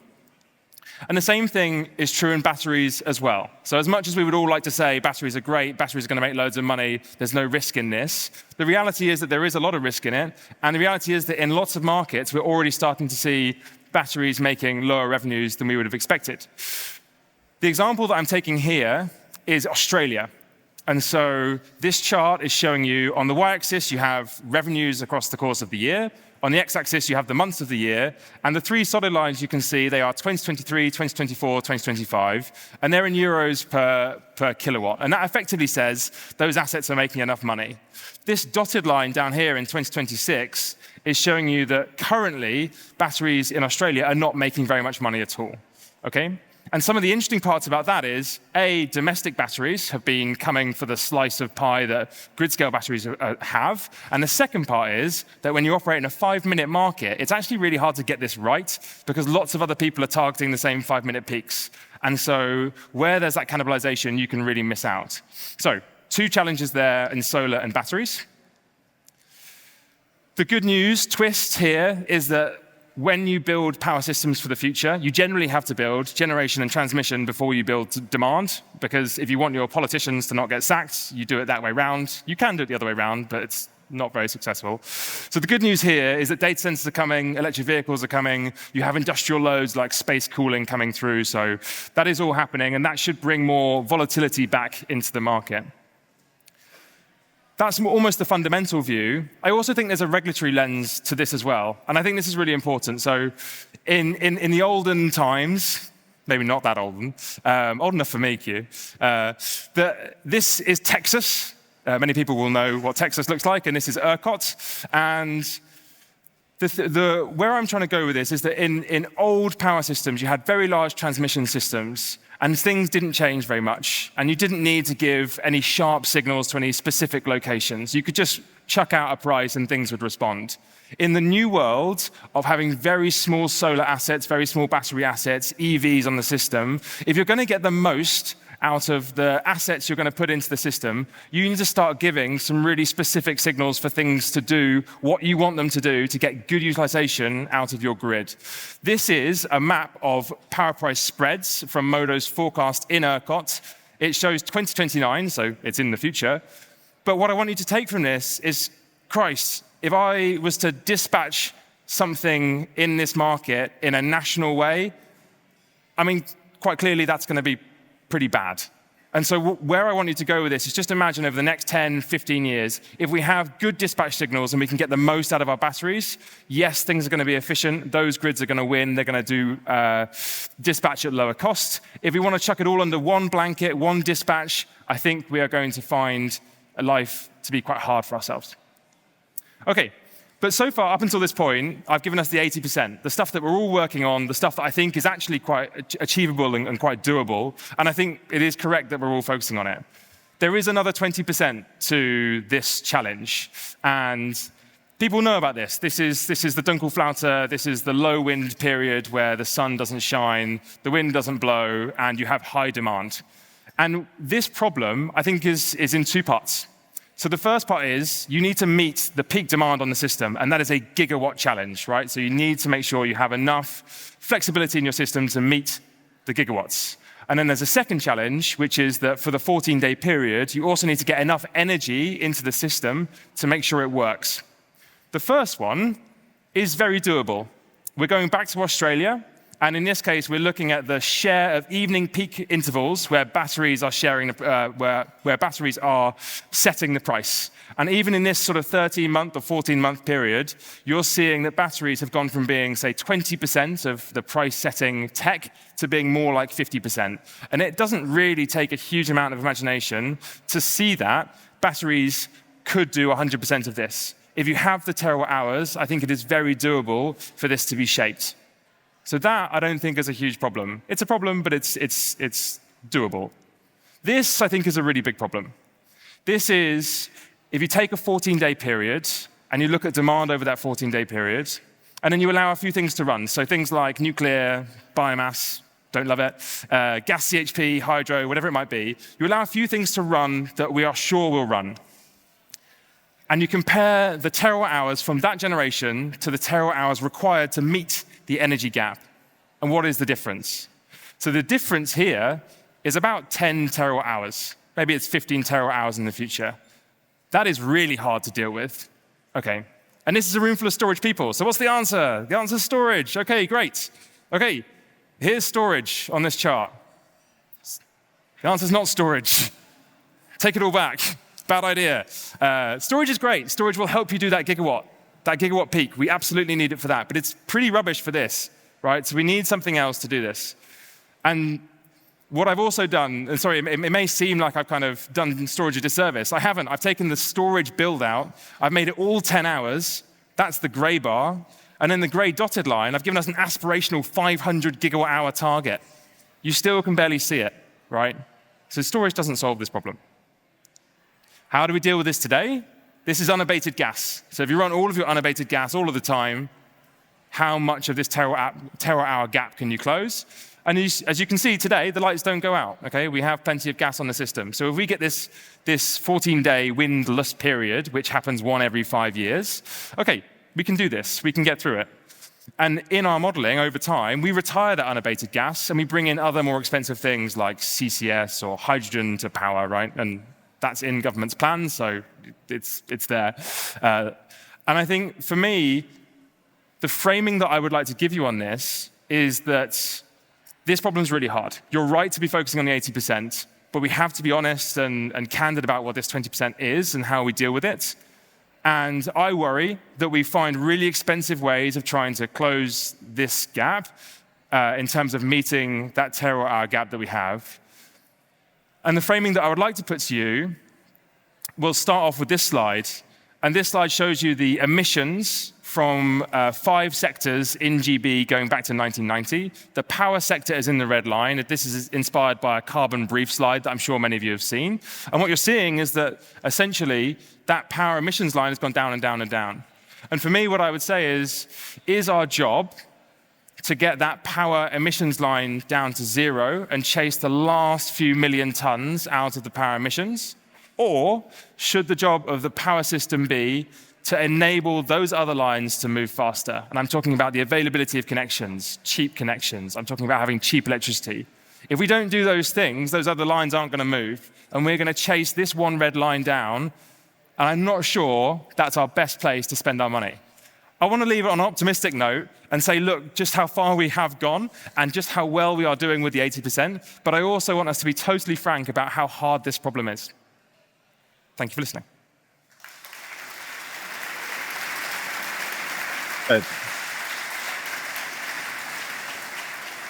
Okay.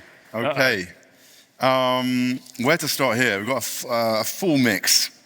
Let's start with Tong. Where's Tong? Give us a wave again. Hello, Tong. Do you think Europe has lost the AI competition and the power demand coming with AI due to its high energy prices and obsession with making...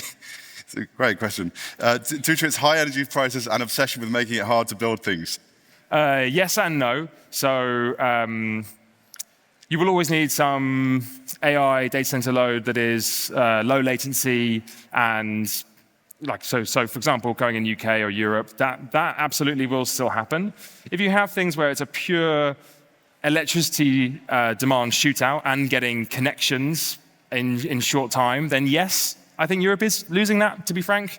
If you actually, I was talking to someone yesterday about this, and they were saying, oh, we look at ERCOT because we can find connections, and then we also look at the nodal model in ERCOT, and we find parts of the system where the price is low.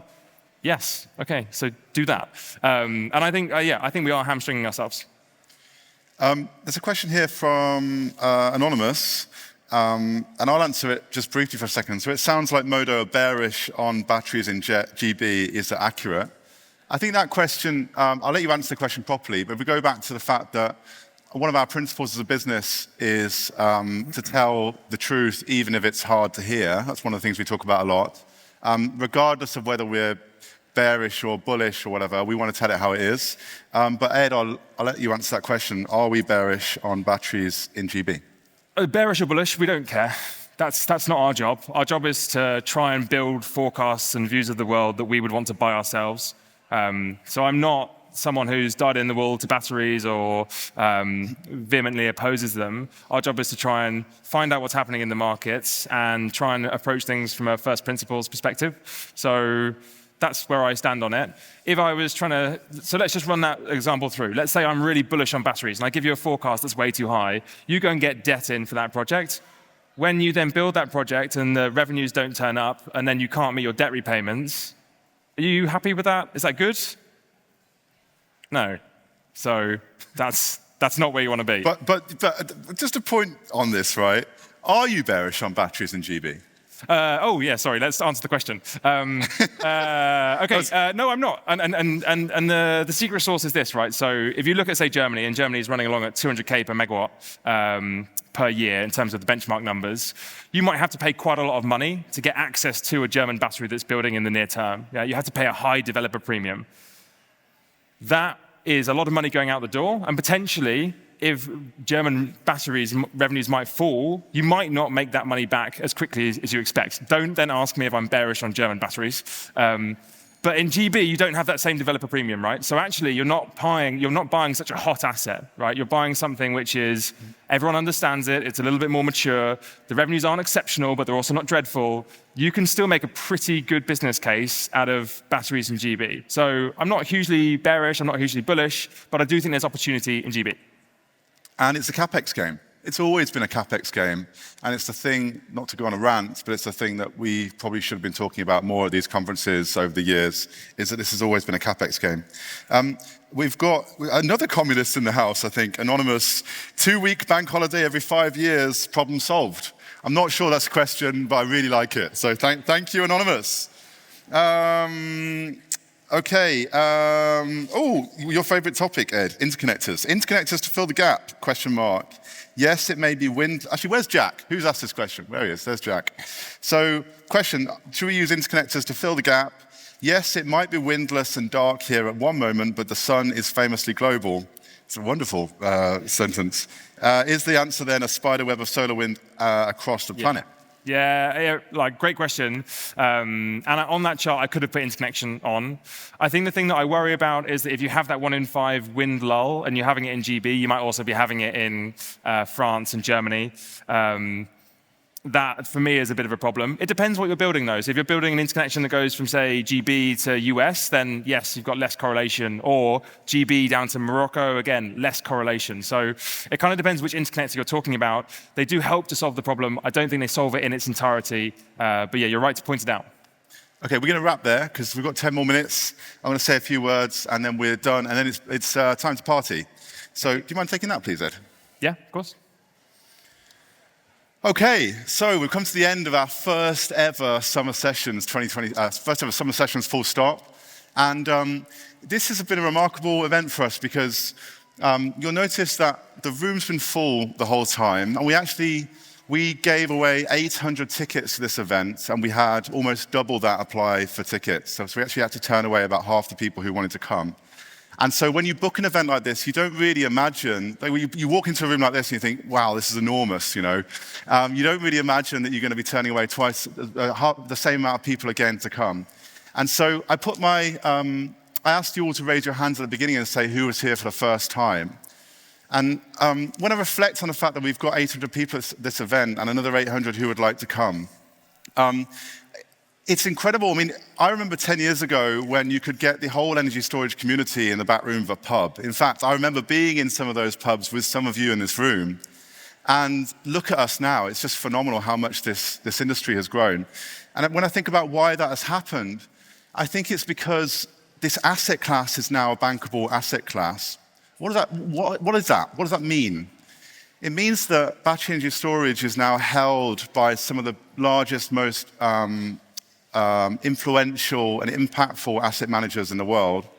If you look at global battery storage additions in gigawatt, I mean, remarkable that we did 87 gigawatts last year, and we think we're going to do 130 plus in 2026. So globally, this thing is it's just starting to snowball. And wherever Michael is, he talked about earlier, when he was at BNEF, there was this tiny bit, and that was really exciting. Well, crazy as this is, we're still early as well when you think about how much energy markets are going to change with batteries. And then if we think about capital flows, so last year, 700 billion pounds capital was moved into renewables and storage projects and bringing assets online, 700 billion pounds, and we expect that to be 1.3 trillion pounds by the end of the decade. And so I talk a lot with our team at Modo about what is our purpose, you know, why do we even bother? And I think we're very aligned with you in this room. I think we all have the same purpose, which is about making sure that that number gets allocated efficiently and effectively into the right projects, to the kind of assets that are really going to have impact for the grid, but most importantly, the ones that are going to deliver predictable and acceptable returns for shareholders and investors. Because whilst it's great to be at a conference like this and everyone's buzzing, really the only thing that matters is that we're delivering shareholder value, and that's the thing that keeps the flywheel spinning so we can make more bets and allocate more capital and really have the impact that we want to do in decarbonisation. So I talk to our team a lot about, you can talk about decarbonisation being the purpose and whatever, and that's great, but really our job is about capital being moved efficiently, and if we get that bit right, then the rest will follow. Okay. Modo has been on it. So we talk about this community being on a bit of a journey, and we've been on a journey too. In fact, some of the faces that I can see in this audience have been on this journey with Modo for supporting us and being our customers and whatever. It's from when we were just a few people in an office in Birmingham to what we are now, and it's been wonderful to work with you all. We now have over 200 customers around the world, 200 subscribers, including some of the biggest energy companies in the world, and we just crossed a really important milestone for our business, that we now have over 30,000 active users of the Modo Energy terminal. A few more milestones for our business. We're now live in 15 regions around the world in 3 continents. And so if you asked us 3 years ago, that would have been 2 regions. So we've been going as quickly as we can for global coverage, and we expect to be in 25 regions by the end of 2027. We're now in 5 markets in Europe, almost coast to coast in the US, give us a few more weeks, and of course in Australia as well. And one of the key things about our business is, I talked earlier about the fact that we do model reviews. Model reviews are a very important part of how we build and distribute and sell forecasts and models. And we often find that as we enter new markets, and essentially it's still me and my co-founder Tim that do all of the final model reviews, we often put the brakes on models and releasing new markets because they're not ready, because ultimately, as the challenger in this space, we have to be 10 times better than the incumbents, and that all comes from trust. Speaking of trust, after years of work, this year we're delighted to announce we're the first and only FCA-regulated provider of benchmarks for batteries in the entire world.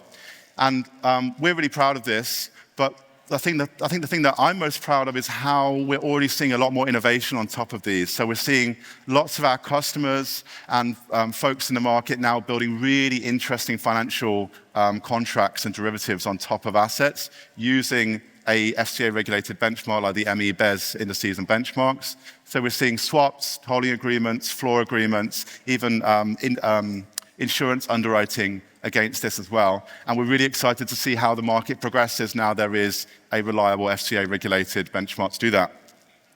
And then on the forecast side, forecast and valuations. Many of you will know that in our early days, we were just a benchmarking business, and we started forecasting 3.5 years ago. And we've gone from strength to strength. And this year, we've done £3 billion of financings with clients. And we expect that, so £3 billion of assets have been financed using our curves and forecasts. And we expect that to be over 10 billion next year. So we really are going at this very quickly. And we're very delighted to be supporting many of you in this audience with debt raises and whatnot. Okay, blank slide. This is where I talk about the future of Modo. So our company is going through the biggest change in our history. You're going to see things all over the wall about Co, and I'm going to talk about that in a second. But really, everything is changing about our business. And if we just take stock about what we've done in the last 7 years, really we came along and we looked at the legacy consultancies, so many of the big name companies that you know in this room. And this entire industry for the last couple of decades has been very reliant on consultancies. I'm not saying that's a bad thing, So for market intelligence, valuations, really, to get assets built, the industry has needed consultancies. And we came along and we thought, that works, but kind of. And we thought there's some problems with this model, with the fact that you have black box models, for example, in forecasts. We want it to be radically transparent. The problem, there's a cycle time issue. Everything is an Excel sheet and a PDF, and things take a long time and cost a lot of money. So we thought we're going to try and improve that model. And so at Modo, we tried to build this, which is our current model. And this was all about automating some of this work. Okay, not all of it, but automating some of it, standardizing it, and doing it in a radically transparent way. And we're really, really proud of what we've done in doing that. But this wasn't actually a fundamental change. And we think this industry is ready for a fundamental change, and the stars have aligned on this one. So before I talk to you about that, I guess the thing I want to say is that the consultancy era is over. It's over for us, but we also think it's over for the market, because technology is allowing us to do much more special things with our customers, which I'm going to talk about in a second. But the consultancy era is finished. Okay, let me talk about AI for a second. AI is changing every industry. It is a fundamentally different way of thinking about the world now, especially since December. I don't know if any of you, many of us spent basically the whole Christmas holidays talking to our computers. Certainly since the models came out from Anthropic in December, the whole world has changed, right? And we've been working on AI at Modo for the last 18 months. And the things that have changed is we have better foundational models, we have much better context management, much better harnesses for these models, and crucially, we can build agents that do the work for us. And so this is helping us completely rethink what the role of an energy professional is, or the role of an asset manager is, or the role of an optimizer is, and how we do our jobs. And the way that we think about this is like a pre-ChatGPT and a post-ChatGPT world. You'll notice there is actually a Gemini a hallmark on there, but you'll have to excuse that. And so this totally changes the surface area about what we can be as a business and the kind of value that we can provide to our customers. And so as we're in this new post-ChatGPT world, We call this era the era of agentic energy analytics. And I'm going to talk to you a bit more about what that means. But this is a huge, huge change for our business. And it was a huge, huge change for this industry as well. And so we imagine a world where a lot of the work that's done by people in this room is done by agents. And that doesn't mean the doomer idea of the fact that AI is going to take everybody's jobs. We just think that the world is going to be very different, and a lot of the boring work will be taken away to free us up for other things. And crucially, we're already, all of us, seeing improvements in our efficiency with AI. But agentic and energy analytics, this is reshaping what an analyst can be and what an energy professional can be. So what does all this mean? What does all this mean? Okay, there's a lot of pie in the sky stuff. Let's get down to the actual details. So this is going to resonate with a lot of people in this room. As energy analysts, and I still consider myself an analyst, as analysts, we spend too much of our time doing this stuff, the 80%. This is pulling numbers out of a load of spreadsheets. This is reformatting that same board pack again, or redoing that report, that monthly report or weekly report for management. This is waiting on that one analyst in the corner of the office that has that niche context around that certain asset, right? And the problem with this is you only actually have 20% of your time to do the stuff that we all come to work to do. This is the 80%. This was never the job. This was never the job. The job is the 20%, the judgment, the decisions, and the part that actually moves the needle on moving our businesses forward. And so at Modo, we think this is totally the wrong way around. Totally the wrong way around. And we imagine a future where this is flipped. And that future is Co. Now, we've been building Co, an AI energy analyst, for the last 18 months. And for the first 6 months, it was a side project that we were moonlighting with some of our engineers on the weekends and nights. And over time, we thought, we do actually have something here. And then we released it to our subscribers just after Christmas in beta. And today, Co can do a lot more than it could even 6 months ago. The thing about Co, though, and I talked earlier about, we've got 30,000 users of Modo Energy's terminal. Of that 30,000, 25% of them are now, 3 months after launch, 25% of them are weekly active users of Co, and 20% are daily active users of Co. Okay, so Co usage across our customers is going through a huge, huge curve of adoption. And also, we announced MCP a few weeks ago, and we're seeing the same adoption in MCP. In fact, in the UK and Germany, we're seeing the highest usage of MCP across the world. So we have some real AI-pilled people in the UK. But Co is an amazing energy analyst right now. You ask it a question, and it will give you an incredible answer, grounded in all that Modo knows and all of our data, right? But that is not the thing to get excited about, because the code that we're building, and we're not yet there yet, but we're getting there, the code that we're building, you give it a task, it takes that task, writes a plan, will run the forecasts, do the analysis, and produce your investment committee paper, and check its own answers and give it back to you. That's the code that we're building. And so if you're making a decision about augmenting a 2-hour system to a 4-hour system, Co needs to go away and do that work. So you're freed up to figure out what your team needs and use your judgment and make decisions and let the busy work go to someone else. So this is the code that we're building. Some of it is live now, and some of it is coming, but we're going extremely fast. In fact, we've totally redesigned our business around this. And the first 6 months of this year have been one of the most rewarding, incredible, crazy, exciting 6 months I've ever done at work because of this. And the thing about Co is that it compounds. So the question isn't really, what can Co do today? It is, imagine what Co can do with another 12 months of compounding, with everyone at Modo feeding Co more data, more context, and more tooling, so Co can do way more incredible things for you. And so this comes back to this. We're aiming for a world where it's the 80% of your jobs is doing the stuff that you love, right? The judgment, the decisions, and the part that matters. And none of this matters without trust, right? We talk about trust all the time in our business. And everything we build at Modo is enterprise grade. So we've talked a lot about the fact we've just been through the FCA regulation process. We are now held to the same standards on impartiality, on governance, and on audit trail. We are held to the same standards as Bloomberg, MSCI, S&P, and Reuters. Okay, this is serious stuff, and we have been through 2.5 years of getting to this point.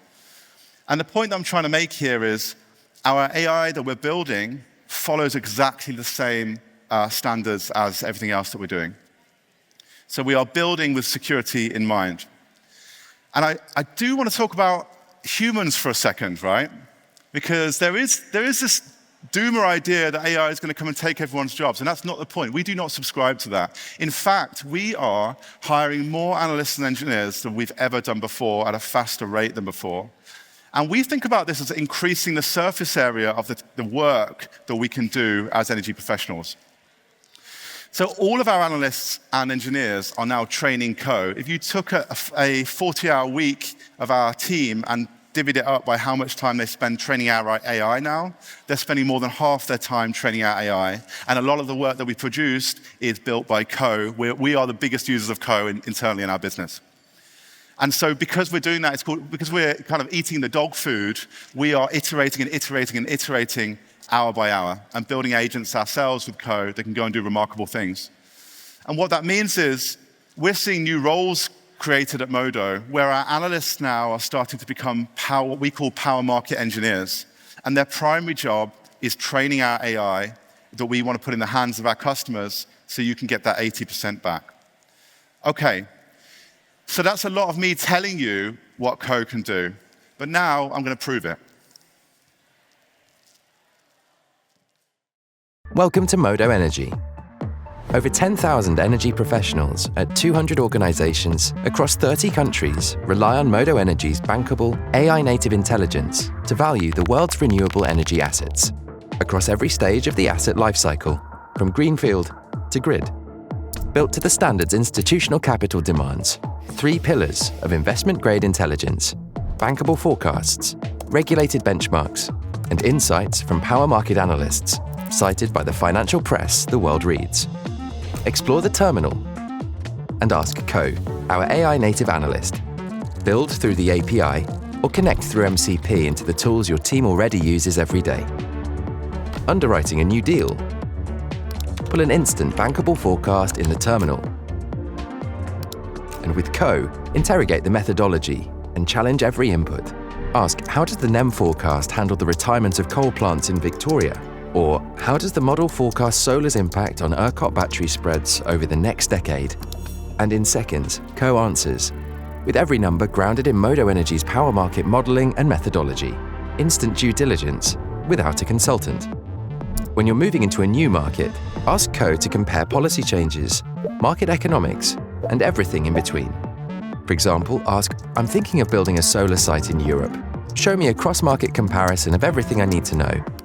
And Co synthesizes thousands of research pieces from Modo Energy's analysts on the ground into a market entry briefing in seconds. Every claim sourced back to the analyst who wrote it. You can also connect Modo Energy into the tools your team already uses. Through MCP, pull the latest forecast straight into your Excel model, draft an IC memo in Word, or pull Modo Energy's regulated benchmarks straight into your performance decks in PowerPoint. Investment-grade intelligence, where the work actually happens. Modo Energy, bankable AI-native intelligence for the world's energy assets.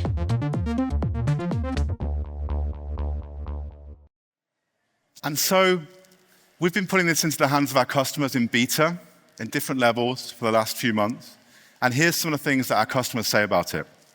These are real quotes, and we have tens and tens more just like this that we could have used. These are coming from email from customers saying, we really like what you're doing. Getting answers from a consultant or an advisor used to take days. Co gives me that answer in seconds. That's from Scott at East Point Energy in the US. Co is precise and reliable, and that's what sets it apart from other AI tools, which are often inaccurate but still confident. And that's Ro here at Junis.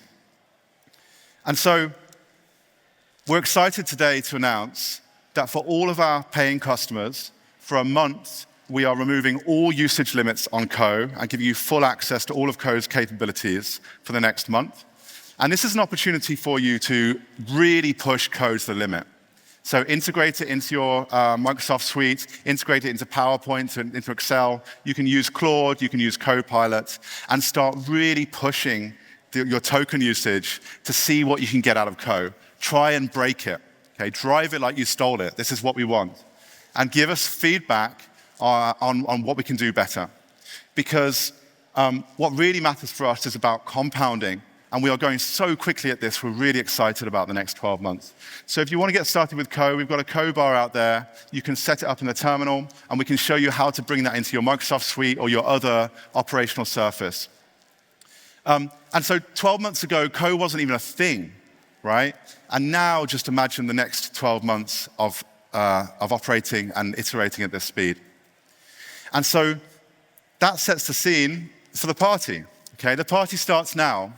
I want to say a huge thank you to everybody in this room for coming along and being part of this incredible community and asking so many thoughtful questions and just being here. This is the first year that we've done a conference like this, and I can imagine we're probably going to have to do another one. And so what's going to happen now, we're going to get rid of these chairs and make it all party-like, and then we're going to have a real party. Thank you all for your time, and see you at the bar.